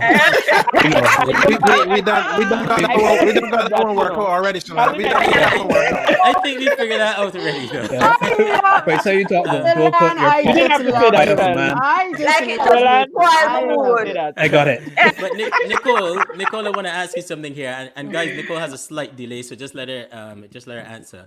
Because obviously we talk about the men who are clearly worthless men in some cases here that we talk about, but there are plenty guys out there who will stick by and who want to know what to do, how to help, how to be empathetic, how to support. Based on what you've seen, Nicole, what would you tell men in that situation and of how they can support women through that journey to feeling themselves again? So first of all, the education, the global education programming that we have designed, I ensure that men are part of the conversation. So it's a very inclusive global education curriculum, and I've delivered it on 5 continents constantly for the last 10 to 15 years. So we include men in the conversation because we need to ensure that we understand that this is an inclusive action for healing to truly happen. Particularly, what I have found over the years is that I get the phone call many times from the husband or the significant other who says, or the son who says, you know, my mother or my aunt or my girlfriend or my wife has been diagnosed and I need your help. We need you. So the husband or the man will call to make the appointment and we will have the consultation. And many times they come. Now, that's not to say we don't have the opposite of that. But one of the other interesting things is that when we get calls for our education programs to be delivered, especially like in the corporate space, many times it's the man, the CEO is probably a male or the person in HR or whomever, but that decision maker is most times the one who calls me. You know, for International Women's Day this year, for example, a male employer called me and he says, I want you to come and do a program for my staff, the women in my office, as the International Women's Day celebration. So we have that inclusion. And so what I want to do is to encourage the men to not be afraid of the conversation. In the Caribbean, we still have a culture where we will talk about bodies and breasts, but we talk about it in a sphere where it's about fun or enjoyment or, you know, where it's in a healthy situation. And the minute we have to talk about it in a real situation where it is going to be dealt with from a traumatic space or a fearful space, we avoid it like the plague. Yeah. Yes. It's a cultural thing and it's a regionally cultural thing. No, that's not to say we're not opening up the conversations. We're having them. And the fact that y'all 3 men, Mark, Philip, and Andre, have taken the time to have this conversation, it means that the Caribbean man is also stepping up to the plate to really bring everyone inside of the space. So good for y'all. We glad. Thank you so much. Oh yes. I'm challenging y'all to do something else. I'm challenging y'all to talk to your daughters because some of the education that I've developed, I actually start to speak to the adolescent girl. Because we sometimes think it is going to be at a certain age that we should start to talk about any breast ailment or any breast esteem discussion. But if we start early enough, we're going to be a little more self-aware, and we're also going to remove all that fear and stigma that is attached. Additionally, what we also will find is that girls are affected by cancers because many times their mother might have been diagnosed, an aunt, or even a school teacher. So sometimes, even when you look at the social impact of breast cancer or an ailment of any kind, and particularly a woman's health discussion, what we have to admit is that many times when that woman is displaced out of that space where she's accustomed being, you find that changes happen radically. So in the workplace, if a woman is diagnosed and she's absent, you look at the fact that now there's a performance issue and there's a strain on the rest of the team. So when we look at health and when we look at a breast cancer diagnosis, we have to look at the entire social space. We have to look at how it affects every single aspect of the social dynamic. So education is really, really critical, and inclusion. So I love when the men come on board and have the conversation. So thank you all. No. Thank you so much. Thank you so much for that. Agreed. And it's really important for us to understand how do we speak with dignity on this subject, you know, because I don't know where to start in a conversation like this when we're talking about breasts that you know, sick breasts. So it is, how do we change the language? How do we participate in the journey? How do we make sure we're being sensitive? How do we make sure that we can be all the way in the journey and not fall out at certain points and Well, Mark, start by saying, don't say sick breast. Let's start there. Thank you. Well, that's the language. That's the education we need, you see, because we need to understand where our words aren't the right words, where we might be doing things that aren't quite right. Just out of ignorance, really. And that's it. And to be honest, I say that without even recognizing that's not the term that you should use, but that is what we need to hear from you. Don't use that term. It is not the right term. And that's how the education needs to start for us. So, it is how do we shift our focus as men? I remember the first time I heard the term breast cancer survivor. I was like, that's not my word. That's not my term. I refuse to use it. I was like, I'm a warrior.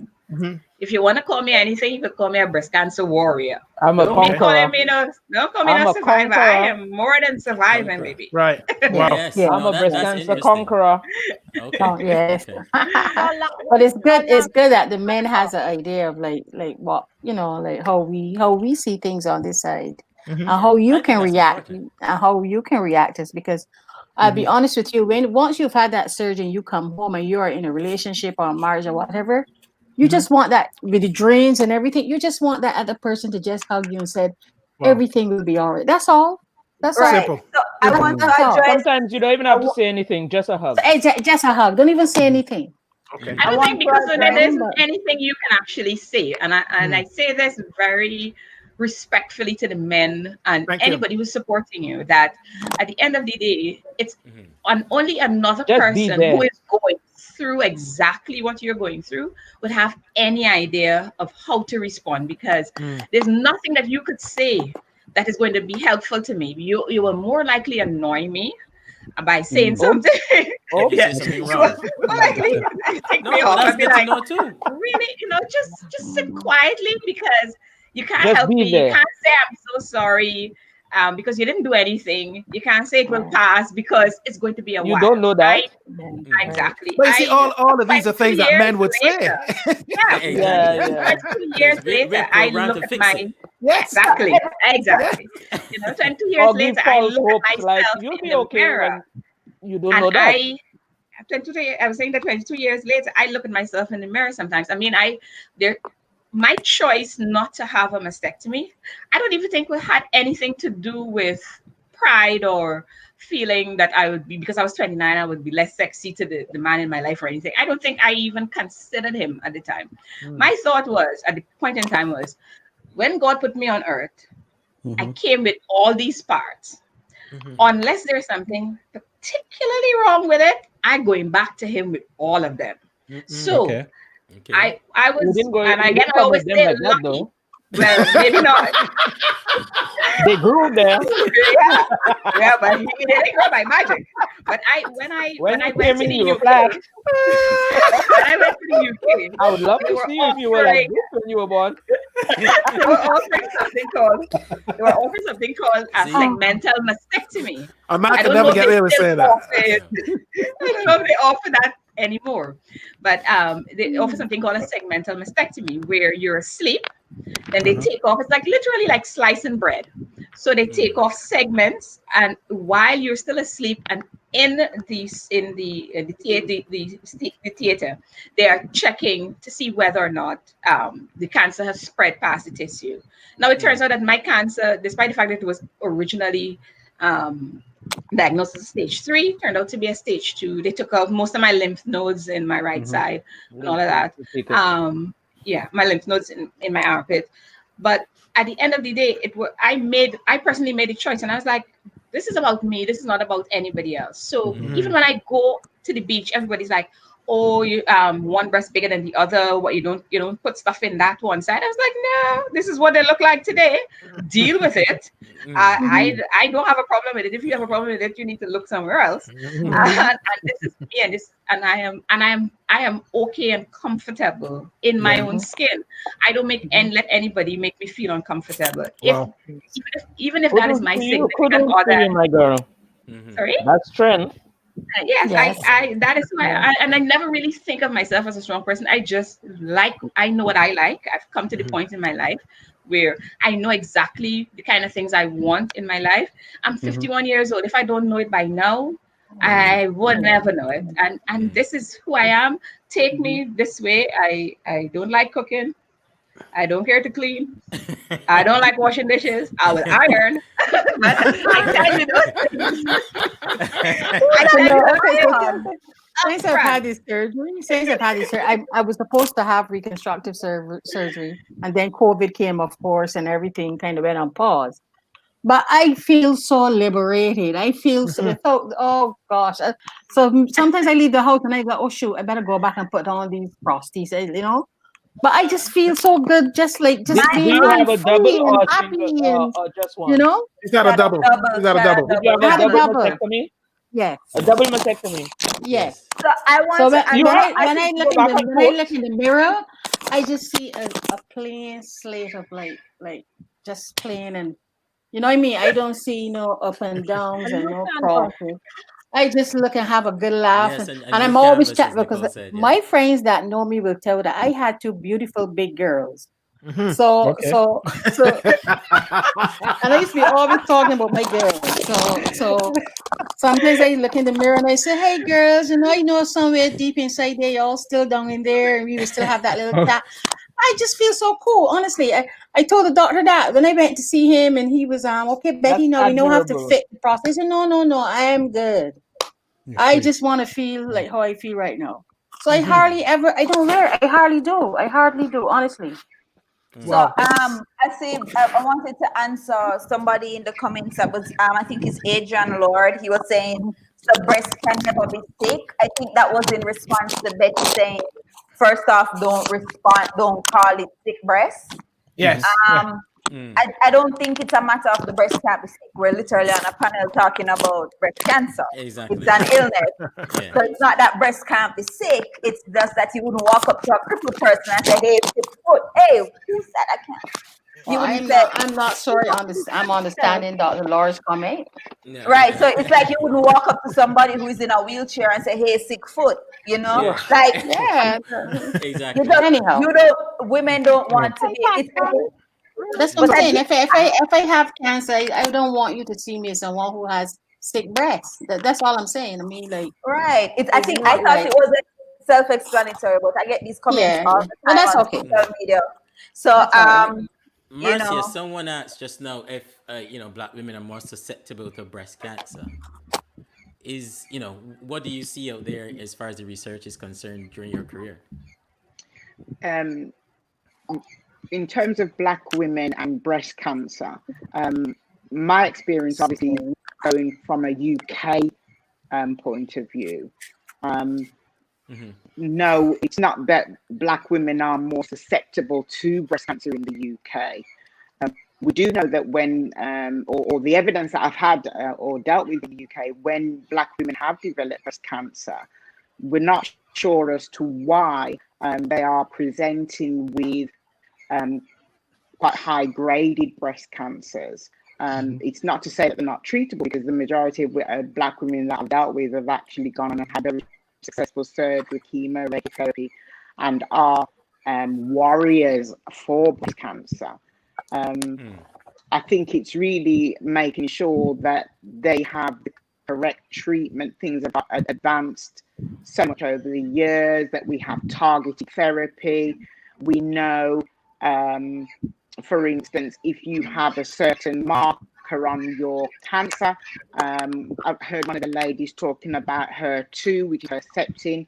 If you have that as a marker, then you've got a drug that you can use to then be more ammunition in the fight against breast cancer. So I don't know that I would say that black women in the UK are more susceptible to breast cancer. I just think that, or you going by my own experience, that when they do present, they tend to present with higher graded breast cancers than our sort of Caucasian counterparts. One of the things I come across, I like I said, I got the opportunity when I was in the US to have it was actually a study, and the name of the hospital is just out of my mind right now. Sorry, no, we have parrots. Sorry, it's a whole farm, believe me, and we have I love ducks as Trinidad. I well. love it, Yeah. Trinidad. Yeah. So I was able to be part of a test, and one of the things they pointed out, and it was an ongoing test for over 5 years, and they would call me even after I came back here. They would call me every so often to see how things were going, and I had to do up a full questionnaire. But one of the things they noted was that they had very few Black women in the test. And they pointed out that very frequently Black women presented later. I don't know if it's a case where we wait long, or we feel the lump and we think it's nothing, or whatever. For whatever reason, we seem to go when we're along in stage 3 and even stage 4 before we get to the doctors. And as they were pointing out, the markers, even the gene testing that they would have liked to do, there was such a small pool of Black women willing to go forward with the study that they couldn't even say, okay, so if you have this gene, chances are you're likely to have this cancer. They couldn't even draw a parallel, whereas they were able to do those parallels for Caucasian women and men. The study was, I don't remember the name of the hospital, if it was we have Mount a general Sinai. Oh my distrust goodness, of Mount studies and Sinai what's not. Hospital. Mount Sinai. Yeah. And they were able to draw parallels for Caucasians and a few other minorities, whereas they couldn't do it. They couldn't even begin to do it for Black women. And I remember trying to convince other people that were in the US at the time, like, why don't you do it? And then they pointed out that you have issues with insurance companies knowing that kind of information. Would your insurance company then charge you a higher premium because of your genetics and all of that? Is that going to be pre-existing conditions? Yes, 'cause Exactly. I think once you find out you So, got the gene, you got to when disclose it on the insurance. Exactly. I paid full for my biopsy. When after I did the mammogram, I paid for the biopsy without my insurance, even though it covered it, because I didn't want to tip them off. I didn't want them to know. So I went and paid for it out of pocket, because we're just like, next thing you know, they're gonna say it's a pre-existing condition and you knew about it before. I had a problem in Trinidad too. So that being said, though, my insurance has been really, really good in terms of coverage and everything. And I have to say, in Jamaica, I don't know how it is in other Caribbean islands, but in Jamaica, because they are aware and they have been doing studies, and the government knows that breast cancer is one of the leading cancers that's, causing death, they have put programs in. So when I started doing my Herceptin privately, and my money ran out, and I'm able to go to the University of the West Indies and get the Herceptin for free. Oh, nice. That's good. So I'm able to go and get it for free. So there are different things. They have the chemotherapy center there, and you go and you sit down, and there are other women going through the same thing. Some are ahead of you, some aren't, and you get to talk to them as well while they sit down and wait. But just the fact that I'm able to get that treatment for free, and even they said, oh, do you want to do the genetic testing here? I think they can get you in for free. So everything has just been kind of with us, how they go about it. For instance, one of the distributors, they do Perjeta, which is a new drug, I think, that helps with the HER2 positive as well.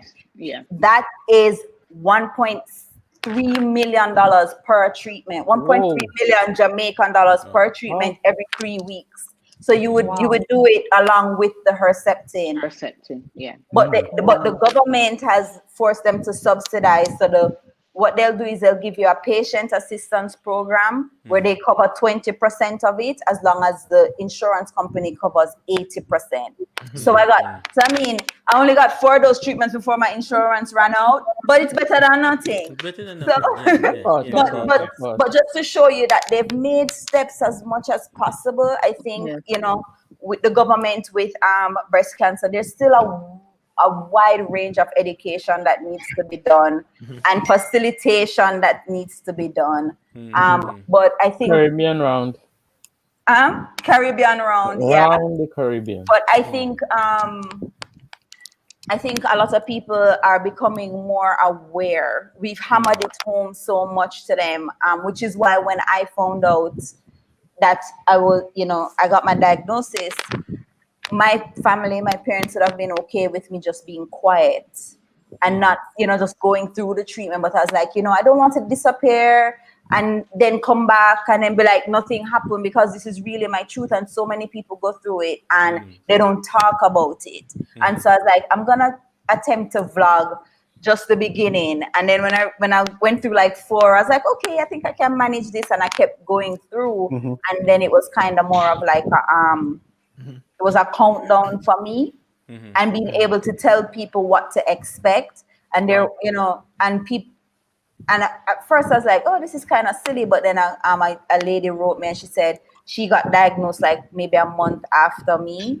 And so she's basically she's following in the steps of everything that I have to do. But it's also allowed her to be able to ask pointed questions to her oncologist, which is very important when you're doing these things, because like when I hear people saying that the doctor's telling them, oh, you're too young, or oh, don't do this, or you need to do the mastectomy. My doctor did not want me to do a mastectomy. And I said, okay, tell me why not?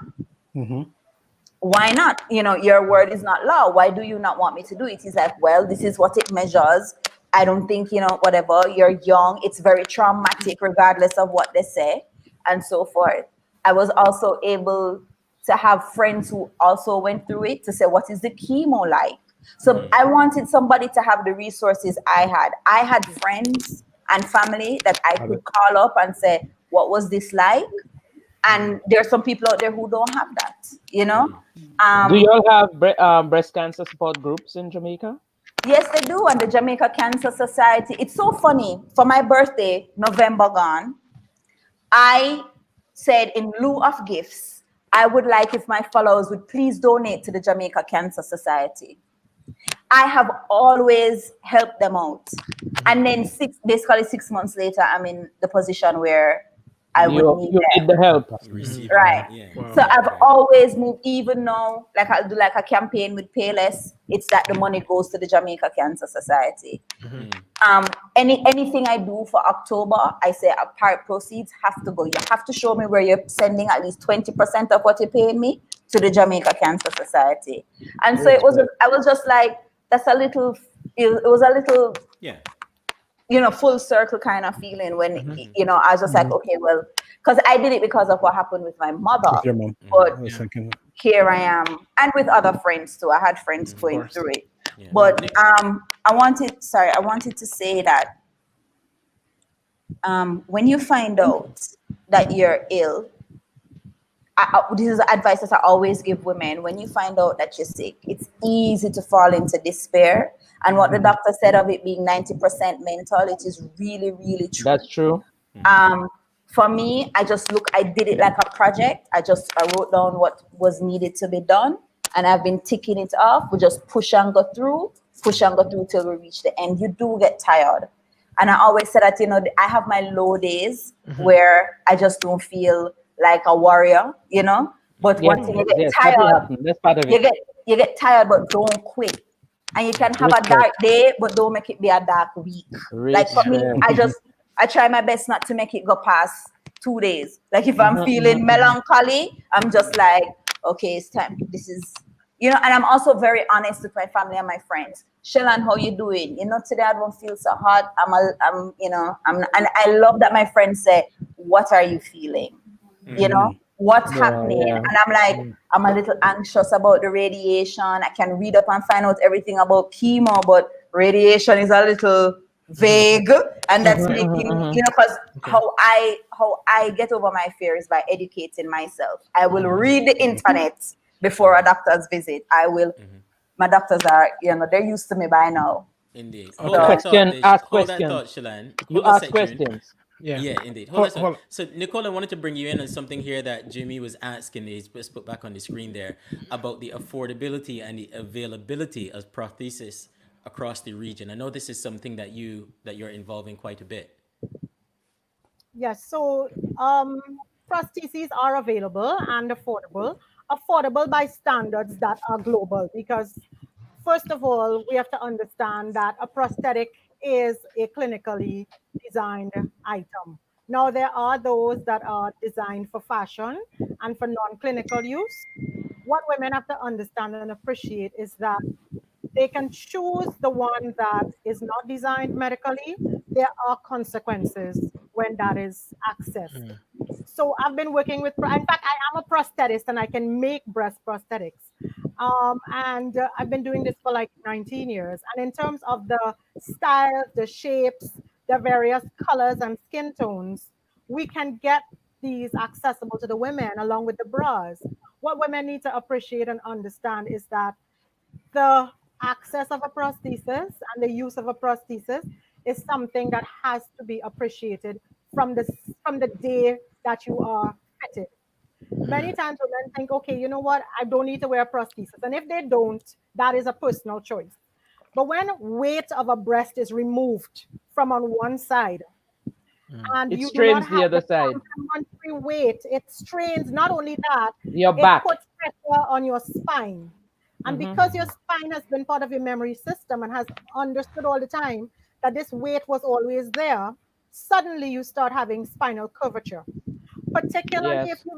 if you've done chemo, you find that there's already bone degeneration in terms of bone density because of the compromise of all your cellular buildup. So what you find now is that you have to look at making sure that you get the right prosthesis that is going to match the weight or replicate the existing weight, because over time there can be spinal distortion. It can actually go as far as foot pain and foot trauma because of the fact that the weight hasn't been evenly distributed around the torso. So that now you find that the spine is doing so much work and the feet are doing so much work that you lose balance, your gait can be compromised, and you can have other issues in terms of other health and comfort and balance issues. So again, not every woman is a candidate for reconstructive surgery. So if she isn't, then she has to understand, is it something that I should opt for? And if I opt for it, what are my options? So, okay, great. The options are vast. I can customize one that I would model by scanning and doing a 3D scan of your existing breast, replicating the color, the skin tone. If you had a freckle or a mole, I'll put everything right back there. Or, and that is a higher cost, or we can do the regular off-the-shelf prosthesis with the bra. The other thing is, and Shalan mentioned insurance, what we have been ensuring in, well, taking, making cognizance of is that women are entitled, and particularly globally and in the Caribbean, and clearly in terms of the insurance companies that are focused on women's health and on making sure that there are group health plans that are compensating and covering any kind of ailment. A prosthesis is not a cosmetic item. So I have been lobbying and fighting, and I have gone to insurance companies saying to them, this woman didn't remove her breast because it was in the way. She has had a clinical diagnosis, and she's had to request, she's had to have this surgery, not because it was elective surgery. It came about because of a clinical diagnosis. So let's do the right thing and let's honor that breast prosthesis claim. And so the Can I ask a insurance question? companies in the region have been really very, very, progressive in terms of looking at the full 2-year renewal every year of the revisit, the actual consultation being revisited, and making sure that women have the dignity. Because one of the things that we have to always be very, very cognizant of is that dignity is one of the keys to a woman after her diagnosis. And that dignity has to do with her hair loss, her feeling in terms of her well-being, her happiness, her just the entire process of recovery and the sensitivities that go with it. All of the sensitivities that go with it. Wow. Can I ask a question, Nicole? Sure, jump in, Betty. Right? So recently I was in my garden with my plants and I just stumbled right over. So Yes, with you that, lose balance. so I guess that now explains why, because I wasn't dizzy, I wasn't feeling anything. I just was leaning over to the plants, and then next minute I was You were in the touching ground. plants. Like, There we go. Yes, and that is okay. one of the things, because remember something, your body has been aware of this weight for most of your adult life, post Yes, puberty okay. and into your adult life. So the Yeah. fact that now your spine has had this whole reconfiguration of something missing. Now, what is it that's missing? And how do we compensate for this? Okay, we'll Yeah, compensate yeah. by leaning to the side that's heavy. Okay, no, we'll compensate by stumbling to the side that's light. Okay, no, we'll just throw you over on your face because guess what? You're not taking care of us. So not that I'm advocating that you must wear a prosthesis, or in your case, a Okay. pair. I'll put it. But- I'll make sure I Be, wear be mine. aware of the balancing issues. Yeah. It's essential of it. Not only that, I'll tell you this. In terms of particularly certain activities in your life during the day, there's sometimes of the day when I keep telling a woman you should be wearing your prosthesis during this activity. And gardening is one of them. Because your center of gravity is being compromised when you lean forward. Yeah. So it's just Strangely enough. Yeah, strangely enough, I didn't have a mastectomy, but I did have, and I still do to today, have issues with my balance. I did expensive tests trying to figure out whether I had some inner ear issue or brain scans. I did all sorts of things. Wow. And then because nobody told you, and that's sometimes a challenge, is that nobody explains tells you, to yeah. you all the things that you have, because even today, 22 years later, if I get a cut on my arm, on my right arm, it takes forever to heal. I have to be so careful that I don't get lymphedema. I have to be so protective of myself. I always have to have antibiotic cream with me. I always have to be and this is not even COVID related. This is just outside of all of that. And I realized I had some kind of issue. I even thought that there was something actually wrong with me, because I'm dancing in heels. Today, as long as I'm not dancing, I'm wearing very flat shoes. I'm wearing slippers, literally. Wow. Because I was actually off balance, and I had to learn to stand and do all sorts of leg exercises and all sorts of things. That's a really good piece of education right there, I can tell you. Yeah, But it took a while for me to realize.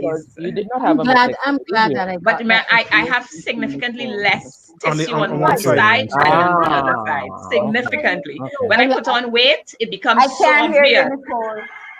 Oh, No, I was no, saying that say- it's very significant difference, because I've Okay. had it was a segmental mastectomy. So as I said, okay. it took out significant A portion. portions of it. Yeah, Yeah. yeah. So, and especially Oh, when I put on weight, you actually see there's a significant size difference in the two. So I actually would find myself listening to one side. So that's Okay. and I always thought that my dance partner always thought that he was like, "What's wrong with you?" And I'm like, "I don't know. I'm falling down, and I have no idea why I'm falling down." Well, I lost quite a bit of weight when not physically, not physically, but the removal of my breast was something like around 15 pounds. Wow. So It's a whole lot of titty. that's a lot, darling. That's a lot. I And could all, have had and all a the guys bouquet here were trying to party. figure out, can we say anything about that? And so thank you, Shalane. I left it there. I could have had a Yeah, I could have how do you had, feel? I could have had a booby buffet. I mean, I had quite a few pounds up front. So I'm glad that Nicole, I was able to get that information from Nicole, because I can now get an understanding about them, because That's sometimes I feel a little off, That is you awesome. so I know. So Nicole, And I anything will- else you want to and- add there? Even And the me, thing I And the thing is, it doesn't matter. I'm not making this irrelevant, but it just as little as is removed, we have to remember that represented weight that our Yeah. body and our Yeah. spine was accustomed to. Yeah. And Right. now even that minute, even that little minuscule amount that we might think is insignificant is really making a difference, and it's okay, contributing thank you. to Oh. our right. This is Appreciate well that. So I definitely, even though I did so Go ahead, Shalane. even though I did a lumpectomy, and in terms of healing, like I said, my experience has been good. Dare I say good?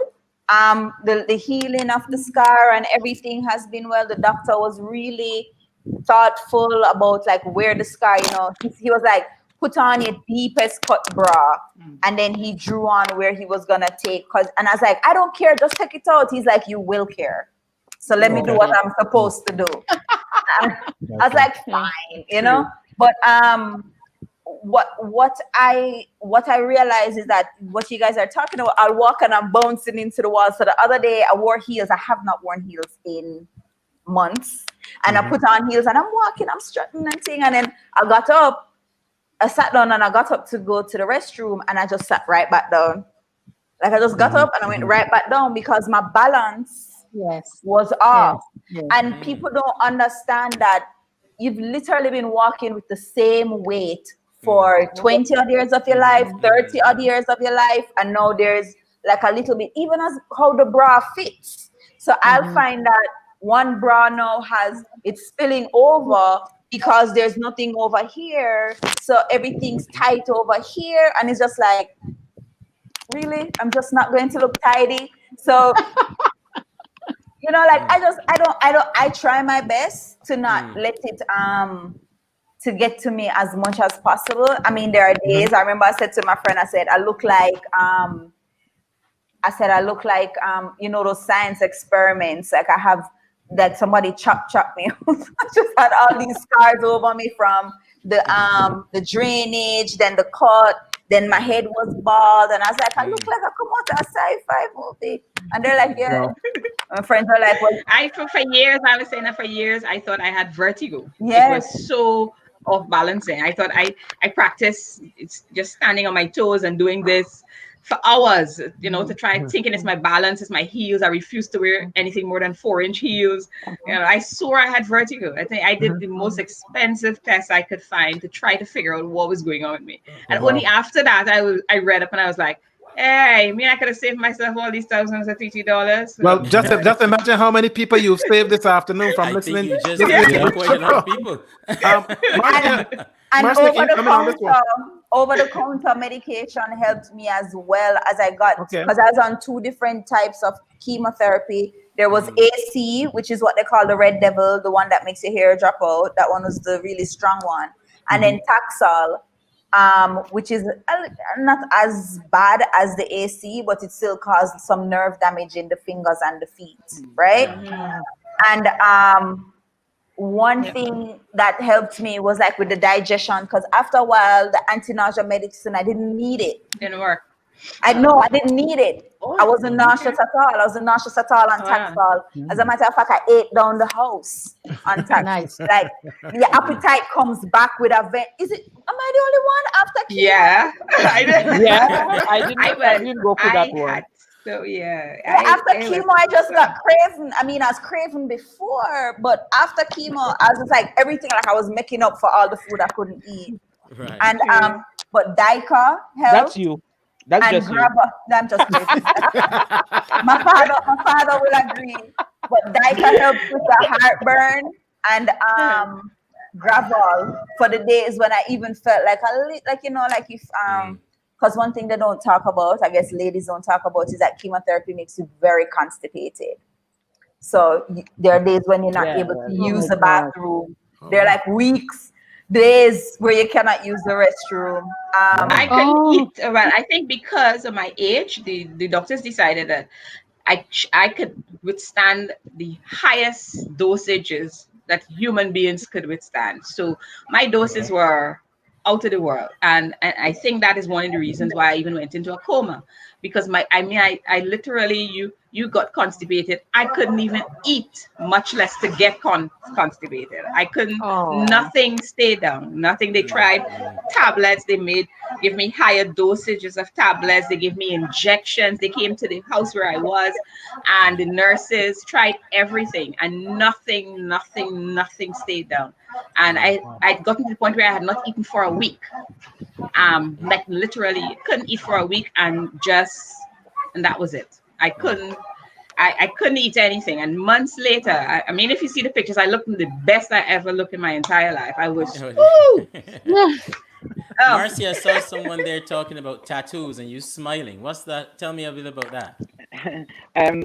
For the ladies that have had mastectomy, so removal of the breast, and then they've had the nipple area rebuilt. I was actually trained as a nurse tattooist, and I used to tattoo the colours back in the around the nipple in the to make the mimic of the areola. on the Okay. breast that was reconstructed. Oh, Yeah, Okay. yeah. Some I people do it think in the the- shape of a the- heart, right? The other question that came with it, did a lot of women take it up? And the answer, black women take it up, and the answer was no, they didn't. I didn't. No, they didn't. They That's what? I didn't take- hear that. One of the I am a nurse tattooist, so I used to tattoo. Yes, the I heard colours that part at the end. Yeah, okay. But another part of the question was, did a lot of women, black women, take up the Tattoos. tattooing? Mhm. Oh, No, they okay. didn't. Okay. They Oh. Why? didn't. What was the reasoning? It was one of those things that some ladies felt that once they'd had the reconstruction and there was a nipple there, that was enough, and they didn't want to go any further. Okay. There was no, I can't really say that there was an A answer or a B answer. It was just that a lot of black women just didn't seem to be that interested in pursuing tattooing. Mm. I'm still thinking having my reconstructor up in the air. It's still up in the air for me because should I do this thing here now? I mean, like, I don't need to track nobody. It's just me. I mean, Exactly. I don't Whatever you know. feel comfortable with. I don't If know. you do Whatever you feel reconstruction, comfortable you do it yourself. I would say it's for you. If And I- you're and then thinking I'm as to trying to whether you figure out- want It's to have only them. you, my girl. How do you explain perky breasts at 62? I'm like, what? I discovered some Am I amazing scared? bras. Am I Oh my scared goodness. from Jeans, just a little Andre? bit of Betty, jeans. you send me Andre, straight to the I- wine. You send me straight to the wine. I must scare somebody when they oh my god. You made me finish my glass there just now, Betty. Let's say you were doing a lot of bench pressing. You don't want to be responsible for certain things, huh? Oh my goodness. I discovered some of the most amazing bras, and when the girls were lifted back up, I was like, "Oh, amen!" I mean, it was the most amazing feeling to have them come back up because, I mean, people don't understand the amount of people who've seen me naked, or at least topless. Okay. The amount of doctors, have nurses, I have male Let's talk about this. Let's technicians. talk about this. Oh actually. my Wow. goodness! You don't have no more shame. You I don't. none, You none, just none. walk into the room and they're like, okay, you just go zip, okay, and they just And they they bring just examine. students to see you. It's one of the most amazing things I have when it comes to those girls. So after a while, they get squished. I mean, when you think about doing a mammogram, so My frequently, gosh, this is mashed, excruciating. squished, touched, prodded. And after a while, it's just like that. It's just breasts. And I remember going into a store and getting the most amazing push-up bra. It was the first time I ever wore a push-up bra because I wasn't as big as Betty, but I had some good size. Big girls rule. I Big needed- girls rule. Amen.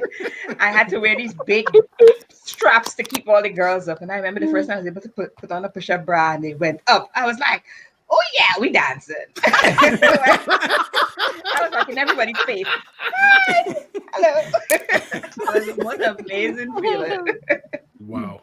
Wow. Yeah. I'm different. I don't want to wear no bra. Me too. Me too. Like I'm just like oppression. This is oppression. No, when you're dancing, you need to have them. You can't. When you have a judge watching you, you don't want the judge watching them bounce around. You want the judge watching your feet. Okay. You don't want the judge going. My aunt cracked me up. My aunt cracked me up because she had one in the left breast first. And then she said it was so crazy. Her cat wouldn't stop resting on her right breast. Like the cat just wouldn't leave it alone. And she just a thought. She just went to the doctor and she found out that it had come back as stage 1 in the right breast. And so they were telling her, oh, they'll do a lumpectomy. She says, honestly, this might be a blessing. Same thing Betty's saying, because she's just like, here stuff is gone. And then I just have this one breast swinging all over. So can you just please just cut it off? And so people stop it, just stop. I couldn't figure out. So how was I going to manage one girl? All my life I've been managing 2 girls, a twin, whatever you want to call them. So to have this thought of this one out there, out of control, unsupervised, I'm like, 2K. let you let her go. Look, you go that way. So, I'm good. I'm good. Yeah. But one I think- thing I think- I heard somebody mention lymphedema. So I Yes. have stage 1 lymphedema, Oh, which no. comes with it. But it's not, you can't see it. It's not, Okay. you can't see, it's not swollen or anything, but I have started, the lymphatic drainage. So that's another thing that you have to do. And what was happening, it was started to go into the chest Did they wall. remove lymph nodes? Huh? They removed 7. And Okay. so they I had went to, 12 removed. right. So they removed 7. They was just enough to know that I needed to do the chemotherapy. I So think my doctor took 7 or 8. I think he said he took from my arm too. But I wear the sleeve. I wear the sleeves. right. So Wear the even that. sleeves. So to speak. This is what I wanted to say. I had forgotten because I have chemo brain. Nicole mentioned the prosthesis and having the right one and how that can damage you. I remember I was my friends, God bless them, they bought me a sleeve off Amazon and I just put it on. And it actually made it worse because it wasn't fitted. Oh. It was not fitted. Oh, the So what was sleeve. happening? Oh, I can was see. Put up having that arm again. this one. This Yes, is I it. can see. So Yeah. no, I mean, just a little bit. But Yeah. what happened is that the sleeve has to be fitted. So now that I've gotten a proper sleeve, I realize that it's chalk to cheese. It's a completely different feeling when you have. Yeah. So just like what Nicole says, you need to go to a doctor. You need to get That's fitted right. properly for these Exactly. things, whether it's prosthesis or the sleeve or the I had mine bras or fitted by whatever. doctor. Yes, Right. So because my physical therapist. Because shortly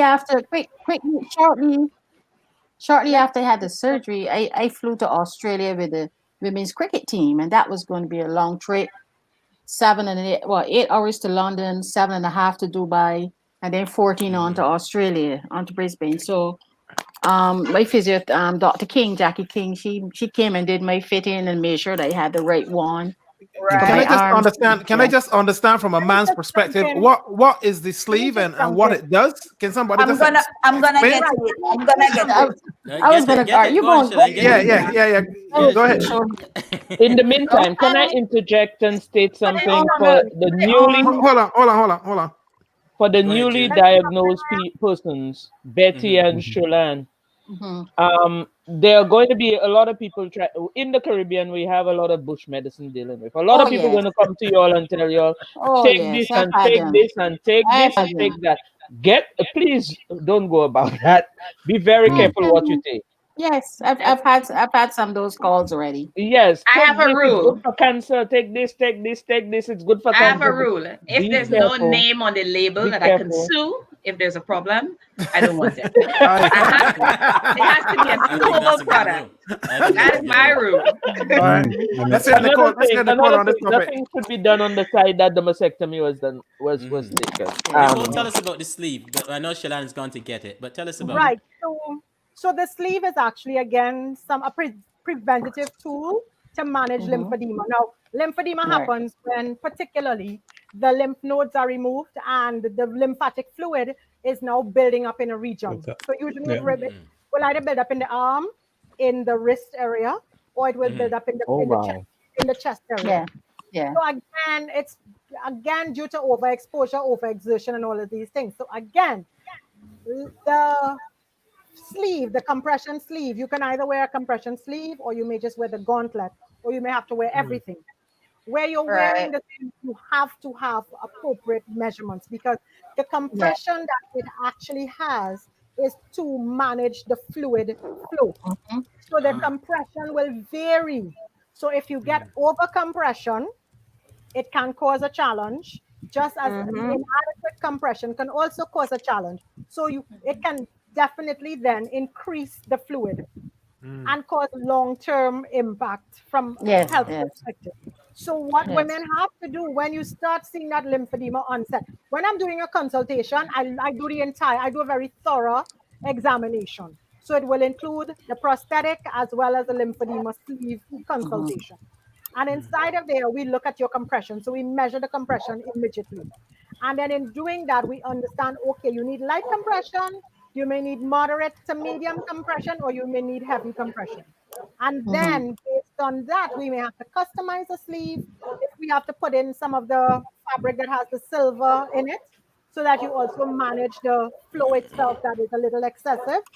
Or sometimes you just say, no, you just need a light sleeve. And what you will do is you will keep a pillow to elevate so that by the time Yes, you get up in yes. the morning, you have some appropriate, well, the swelling goes down. And I remember that we were talking about Okay. flying or traveling. 2 Yes. years ago, I'm on a flight and I see this woman. I was going to the bathroom and I saw this woman leaning forward on her hand. And I noticed the hand was extremely swollen. And I'm like, what is going on? And I said, do you have lymphedema? I said, did you have a mastectomy or any kind of breast surgery? And she said, yes. And she was traveling with her daughter. And I said, okay, no, guess what? We have to get this immediately compressed. So we had to then take a blanket from the cabin, get a blanket and create a compression sleeve with the blanket. I had to wrap it. And I had to then make sure she was elevated on a pillow. Because again, cabin pressure can contribute heavily Yes, to yes. the flow. Yeah. So we Actually on the trip wow. on the trip it was kind of fun because the girls knew that I had to put my sleeve on whenever, because we were moving around Australia obviously with the ICC tournament. So like on the day of travel, somebody was going to show up at my room. Okay, manage, time to put on that sleeve, let's go. And they would help me fit it all the way, get it on. and make sure that I'm good. So Because it it does is serve a tight. purpose. Yes, All right, yes. let's hear the experience from hang on, Shilan. Shalan. She has it on there. She's modeling it for us. Look. There you go. It's a very Yeah, that's one. Yes. No, so it comes with the grip at the top. Yes. That's another thing, so that it doesn't move. And it's super tight and hard to get up. But my own had originally stopped here. And as you can see, this is long all the way down. So there are no pockets. So there's nothing for the fluid to bungle up under. Right. So, and it's fairly tight. I can't pinch it. Well, But it's important you get this fitted to you. right. So Yes. so I went to the physical therapist, and so it's different things. It's like 28 HG, length long, something like they write down this whole different thing. It's a whole different formula as opposed to small, medium, large. That is not it. And it is to determine. So this was after she had treated me a couple times, and she said, "Okay, this is, they measure you at each point to see if you're getting any bigger over the month or so forth, and then she'll recommend which one." She did tell me that anytime I'm going to fly, I should come to her and get release. Okay. Yes. Get lymphatic drainage first. And before I start radiation, I'm to come and get drainage as well, because the radiation can cause lymphedema. So and it's not just in the arms. You can get it in your chest wall, in the breast as well. So I was walking around with one titty more perkier than the other one, because there was some fluid in this one, but she drained, she drained all that. Very good. Very good. I think Nicole wanted to make a comment on that. I want to quickly say, with regard to the sleeve you're wearing, what you have to be very mindful of is, because of the fact that there is that elastic Grip. at the top, the grip at the top, it's a silicone grip. What you have to be mindful of is sometimes you can have buildup that goes above it. So you have to be careful. You have to be careful, and it might be that you may need an entire coverage for a higher region. And that one actually goes with a belt. So what I find is that you may have to go with a total coverage, because what I've seen over the years is that, and I don't use that style at all, because many times after you have the repercussion of build up to the top, and that can cause a risk. What you also have to do is keep looking at your wrist and your fingers, because one of the other things you want to look at is if there's any containment that's happening in the fingers. Because in that instance, then you may need to wear a gauntlet. Yes, and it's very important. And even the type of bras you wear. So, and I think the doctor said, the physical therapist said, no watch on this hand, no bracelet on this hand, no Nothing shirt on this hand. Yeah, no BP texture, no BP taken, no blood pressure, nothing on that hand. I didn't use a sleeve. Yeah, I didn't use a sleeve, but I was made to literally have my hands in slings when I slept. I don't even remember how I managed to do it. I would sleep with my hand elevated, like literally in a sling. Yeah, you because should keep it back then, elevated as much as possible. yeah. I even had a therapist who was really nice. I don't know even if she learned it on, like reading up on it, but she would give me. I didn't have a physiotherapist at the time, but I had a therapist, somebody who would give me massages, and it actually helped me quite a bit. She was really, really good. I lost touch with her, but she was really good. Actually, literally felt the drainage happening, and so I even have to be careful if I get a little cut, because a small, slight, even a paper cut on my finger when I'm filing and that kind of thing. And the swelling begins almost instantaneously. So Was just your very masseuse careful. an oncology therapist? No, she wasn't. She was a herbalist. She worked alongside a herbalist. And while I went to them for certain things. But I still did standard medicine. I did the regular path, but there were certain things like I felt a lot of nausea I had couldn't be helped by what they were giving me, so I would go to them for certain things like that, and they were pretty helpful. I was actually very surprised and pleasantly surprised at that. Okay. Well, look, I want to try and bring this home, and Marcia, I want to ask We're you. gonna be here all night. Really? Oh yeah. No, this is I just a really noticed the interesting time. conversation. It's a tremendous conversation. 20 Honestly, you minutes, can see in the comments. 20 minutes ago, we would have tried to wrap it up, but Yeah. based on the comments we see happening and you guys ladies speaking, it was so informative. Sometimes you just can't jump in. But Marcia, I want to ask you, what would you say And you just to? helped Avril. Avril just said she's taking off her watch. So There you go. There you go. Sorry. You know, sometimes a woman can have instincts, and you might be going to your doctor, and you don't necessarily feel you might be getting the right advice. What would you say to women who need to persist because they have that instinct that something isn't quite right? Just What would you not say to feeling them? you're getting the right answer. Yeah. Always Like, get a second opinion. Let me hear Marcia. A lot of ladies that I dealt with are ladies that were going to the GPs who said that there is nothing wrong, don't go away, don't worry about it. I've seen that. And in all things, we're talking about breast cancer, but in all things, if you have a feeling or there is something that is troubling you, you can insist that your GP sends you to a specialist center for further evaluation. So a GP cannot refuse to send you for a second opinion, so to speak. If you feel that there is something wrong and you want an explanation, you can insist that the GP send you to be seen by someone who deals in that speciality. Wow. Okay. Wow. Okay. Yeah, you're right. A lot of And people even- don't know that. A lot of people don't know that, but you can do that. Okay. But even here in Jamaica, I if knew the that for sure. doctors, if the doctors keep saying that there's nothing or whatever, you can go to the Jamaica Cancer Society and they will check you out. Good. Okay. Good. Okay. You have to Wow. persist. We must persist. And that instinct sometimes it's mostly correct. Most times women will Yes. tell you they've had this gut feeling or this Yes. comfort that Yes, started yes. somewhere deep within, and they paid attention to it. And that most times is the savior. It's the saving grace. Wow. Yes. Wow. Well, look, I don't. My closing word would be to all young women. Mhm. I don't know if I can put an age on it and so on, but I would suggest that you get a mammogram. They will tell you when is the right time to start or what I think, but I believe because in most cases or in some cases, you don't have a lump. I didn't have a lump. I felt nothing. There was nothing there. So Yeah. your best option would be to get a mammogram and go from there. And be brave. Be brave if the results come back positive or whatever. Don't go to the pity party, nothing. So you sit down, you calm yourself down, and you know you got to do what you got to do. And they watch support. back this show again for sure. Yeah. Absolutely. June, can I get a final word from yourself? I wanted to make a make a statement on you all questioning how you should be able to speak to your daughters. Aye.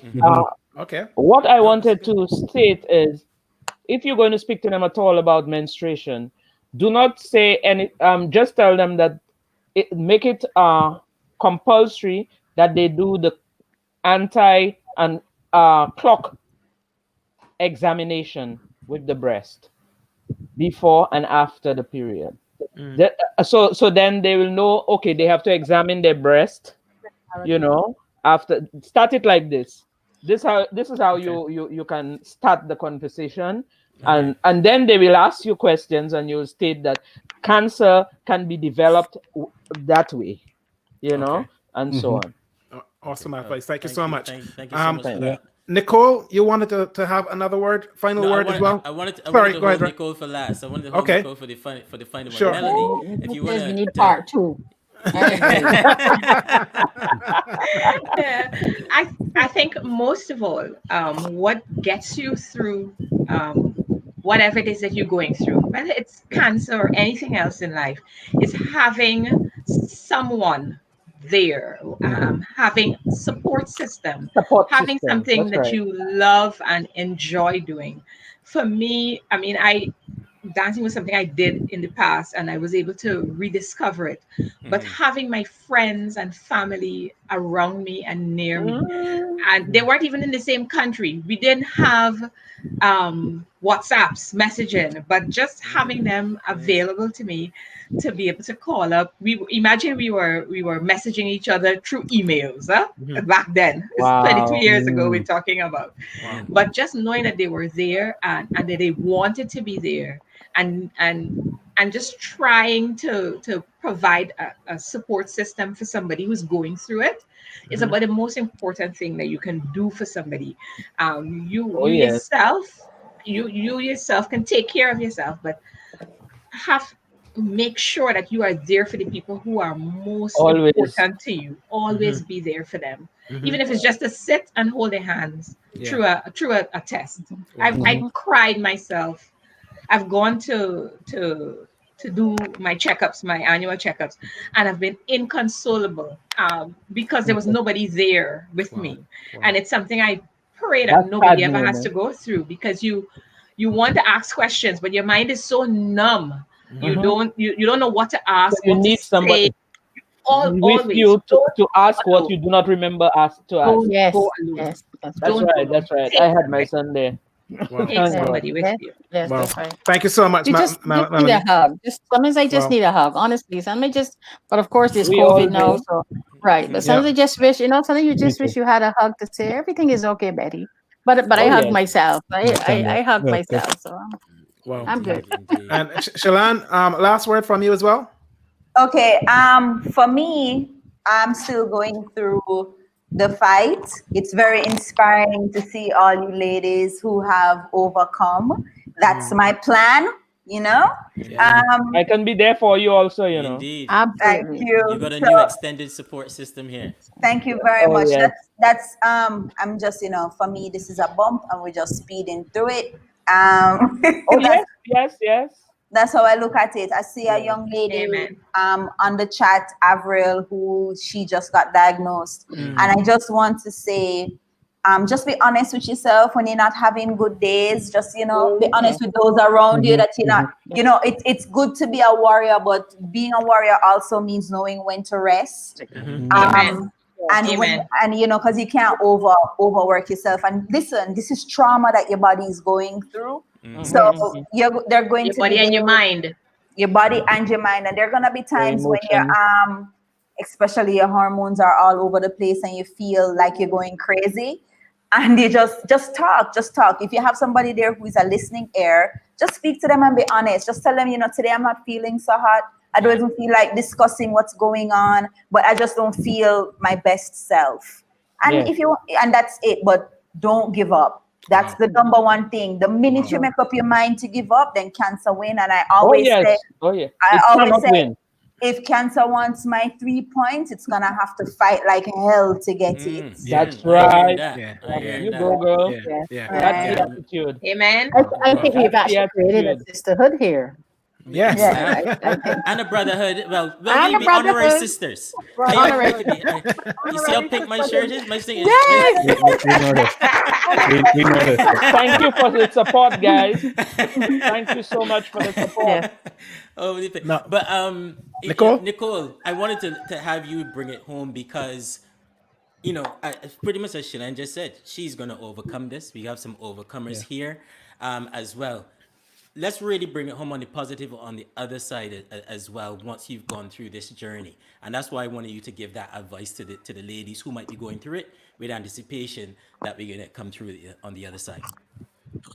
So there's still a lot of hope. There's still a lot of good coming out of all of this. First of all, the support inside of this little chat room. This is a massive room. This is not a living room, you know. This is a mansion. Because the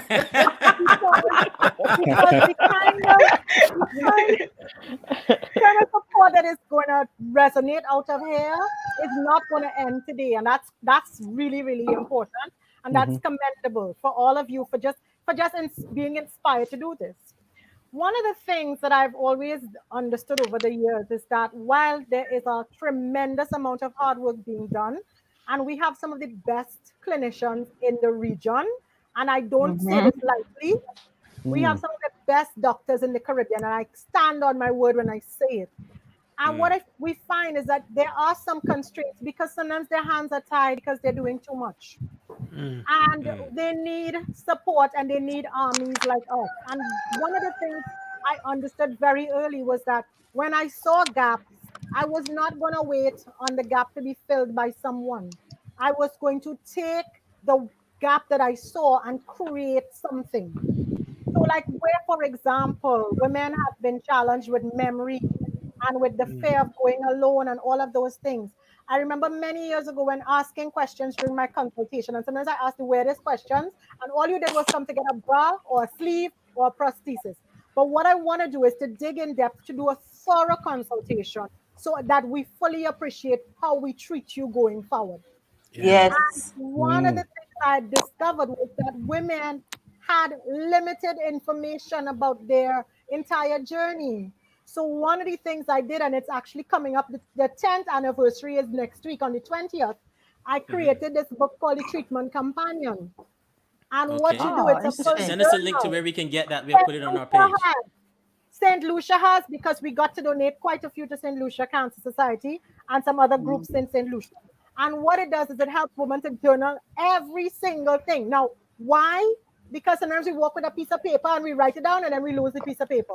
Or we get a prescription, and when you hand that prescription to the pharmacy, you do not have a record. So inside of there is our house, and I designed it because I have a little handbag. It could fit in the handbag. It has all the categories. Fill in. It has every single I category. have one. I would love to get my hands on one. Put it up to the screen. Put it up to the screen again, Nicole. Put it up to the screen. Put it up to the camera, Nicole. Yes, so the thing is, it's for women to have access to keeping a record of everything.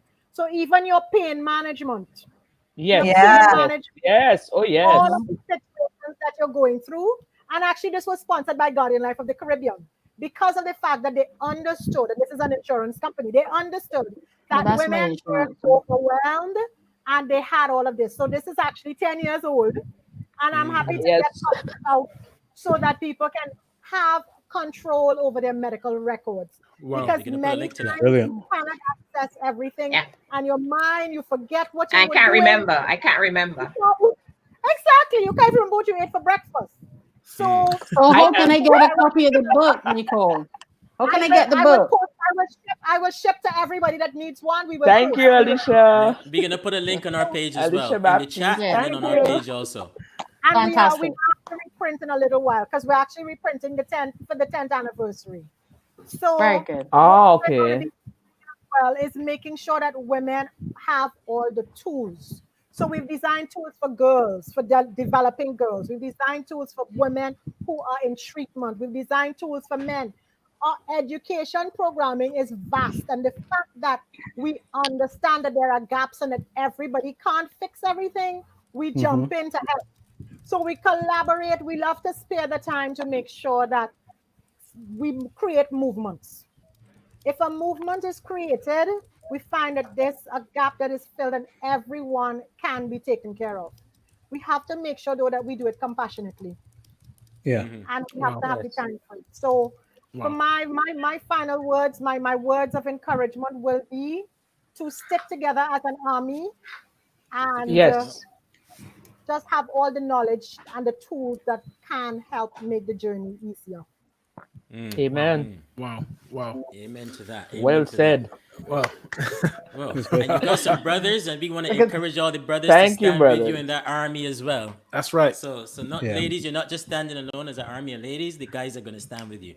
That's right. Thank you know for that. the support. We, Thank we you. are we are putting down a new standard for the Caribbean man right here. Oh, Okay. yeah. Absolutely.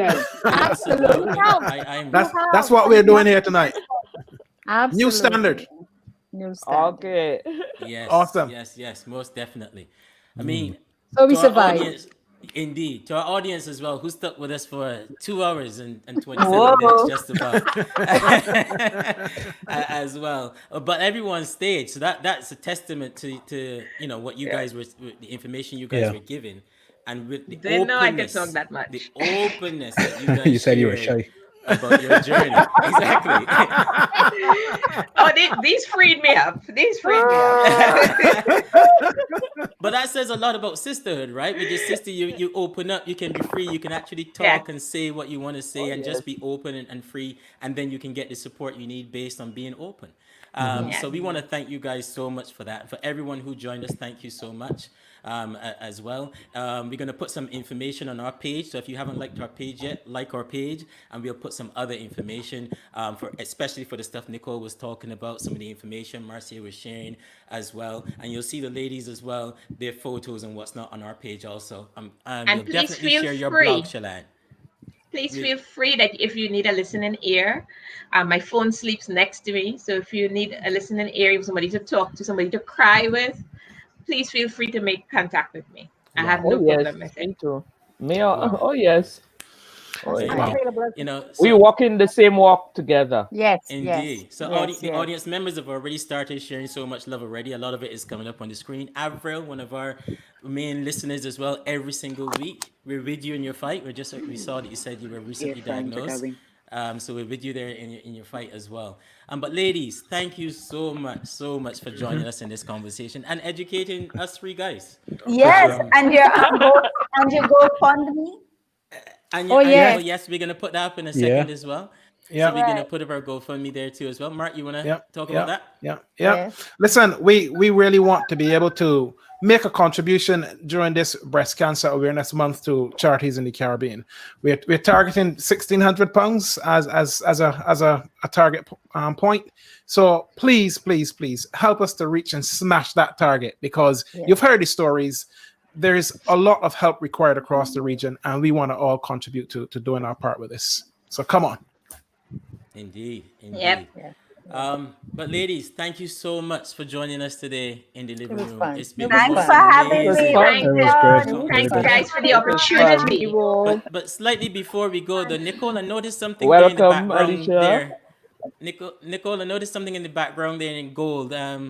But as guys, we are afraid to ask about it. But Speak for yourself. was You're that afraid or specially you're just for this skeptical show, or about it? this is this? Or is it personal to you? Just asking. I don't know. She's muted. Nicole. I'm muted. No, I'm not. Are you No, hearing me go now? ahead. Go ahead. Oh, yes, we're hearing you now. Yeah, can hear you. What I have encouraged women to do, and what I do, and what I did, that's actually my bust. That's what I was asking. Okay. Well, to help the fellas out here.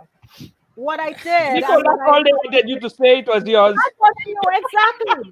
What I've encouraged women to do, especially before they have a mastectomy, is I also do molding of breasts. I should have done that. So sometimes, that one was actually done by a friend. But and it was for this process of making sure that I am empowered and inspired. But we do photo Okay. shoots, or we do the breast molding, or we do art that is significant to yourself, so that you're empowered and inspired by loving your breasts, loving even if it's one, loving if it's both removed, loving if you've done reconstruction and you have new implants that are perky and new. But we have to really be appreciating our bodies and treating our bodies as if they're all golden. It doesn't matter the shape or the size or the formation. So what you see Thank there you. That's right. is my inspiration. Wow. Excellent. Thank you. Wow. Thank you for that. No. But ladies, thanks again. Thank you for joining us. Thank you. Thank It's you for been the An opportunity. amazing conversation. Yeah. Gentlemen, Thank you You're so much. welcome. So you let us know when Just part guys 2 stay is. safe. We'll let Yeah. you know. Part 2. Yes, for sure. Okay, forward to that. part two. Indeed. Thank you, ladies. Oh yes. All right.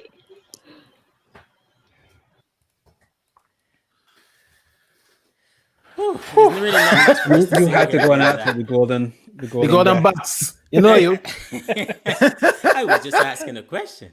Yeah, And, fair enough. and look, that was such an important conversation. Seriously, I mean, there's not much for us to add, to be honest with you. No. Yeah. No. You know, Loads of learning, man. there's so much Loads. learning there, and to our audience that stuck with us, we saw you guys there as well. And based on all the comments as well, you know, it was probably one of our longest shows so far, but we stayed with it, and there was a Well. reason why it was one of our longest. Yeah, you know, it's such an important area, and listening to the journey of everyone, you just gotta just learn, and that's our role as men. Learn and understand how we need to be transforming ourselves in this journey as well, because we got some work we need to do, as you would have heard in those stories today. You know, we can really let our partners down quite badly. Indeed, indeed. Phil? I agree with that. I don't think what came over there, it wasn't just a men need to learn thing. It seemed to be everybody needs to learn thing, because there were also stories of friends, female Family friends as members well, and stuff as well. just letting them Yeah, down. But the words that came out very clearly for me there was compassion and education. Yeah, You know, and yeah, getting yourself educated is always a good place to be. Oh, yeah. Even if you don't have experience within your circle of someone going through any form of cancer, being educated about it is still useful, because it widens your opportunity to be compassionate. And absolutely. being compassionate is a great And perseverance at the beginning as yeah. well, because I think Yeah. all the ladies were told, said something about initially finding something, going to the doctor, being told it was nothing, don't worry about it, Yeah. or something like that. so But being you need to supportive there as persevere. well. Yeah. And the role of friends and family, is so critical to just being there to provide that support when you've had the news, you're gonna have to go on the journey. Friends and family around you, man, it's just so critical in that. So important. Yeah. Indeed. But I think I got a new favorite episode now. Yeah. But listen, I just want to give Oh, a you're gonna quick say you shout got out a new to favorite? two Sure. people before we go. I want to ahead. give a quick shout out to Charmaine right in Jamaica and thank her for supporting us and really inspiring fan in Jamaica. And also to Brenda Jumi, nurse in the UK, who also Yes. from time to time, really helps us with how we position our show. Is really great. And a special shout out to the Jamaica Cancer Institute. Thank you so much, guys. Indeed. And the Guyana one as well, isn't it? As well, also. Yes. I think they jumped on board as well there. So thank you for that, guys. Nothing more for us to really see on this one, really. To our audience, a special week next week, so stay tuned for that. Wow. But have a fantastic week. Thank you once again for being with us. Again, we never take it for granted that you take the time to spend your Sunday afternoons, if you're in the Caribbean, or evenings or mornings, depending where you are in the world, with us. Thank you so much, and have a good one. See you guys. Yeah, man. That was good. That was special. Oh, yeah, very. Heavy. That was definitely special.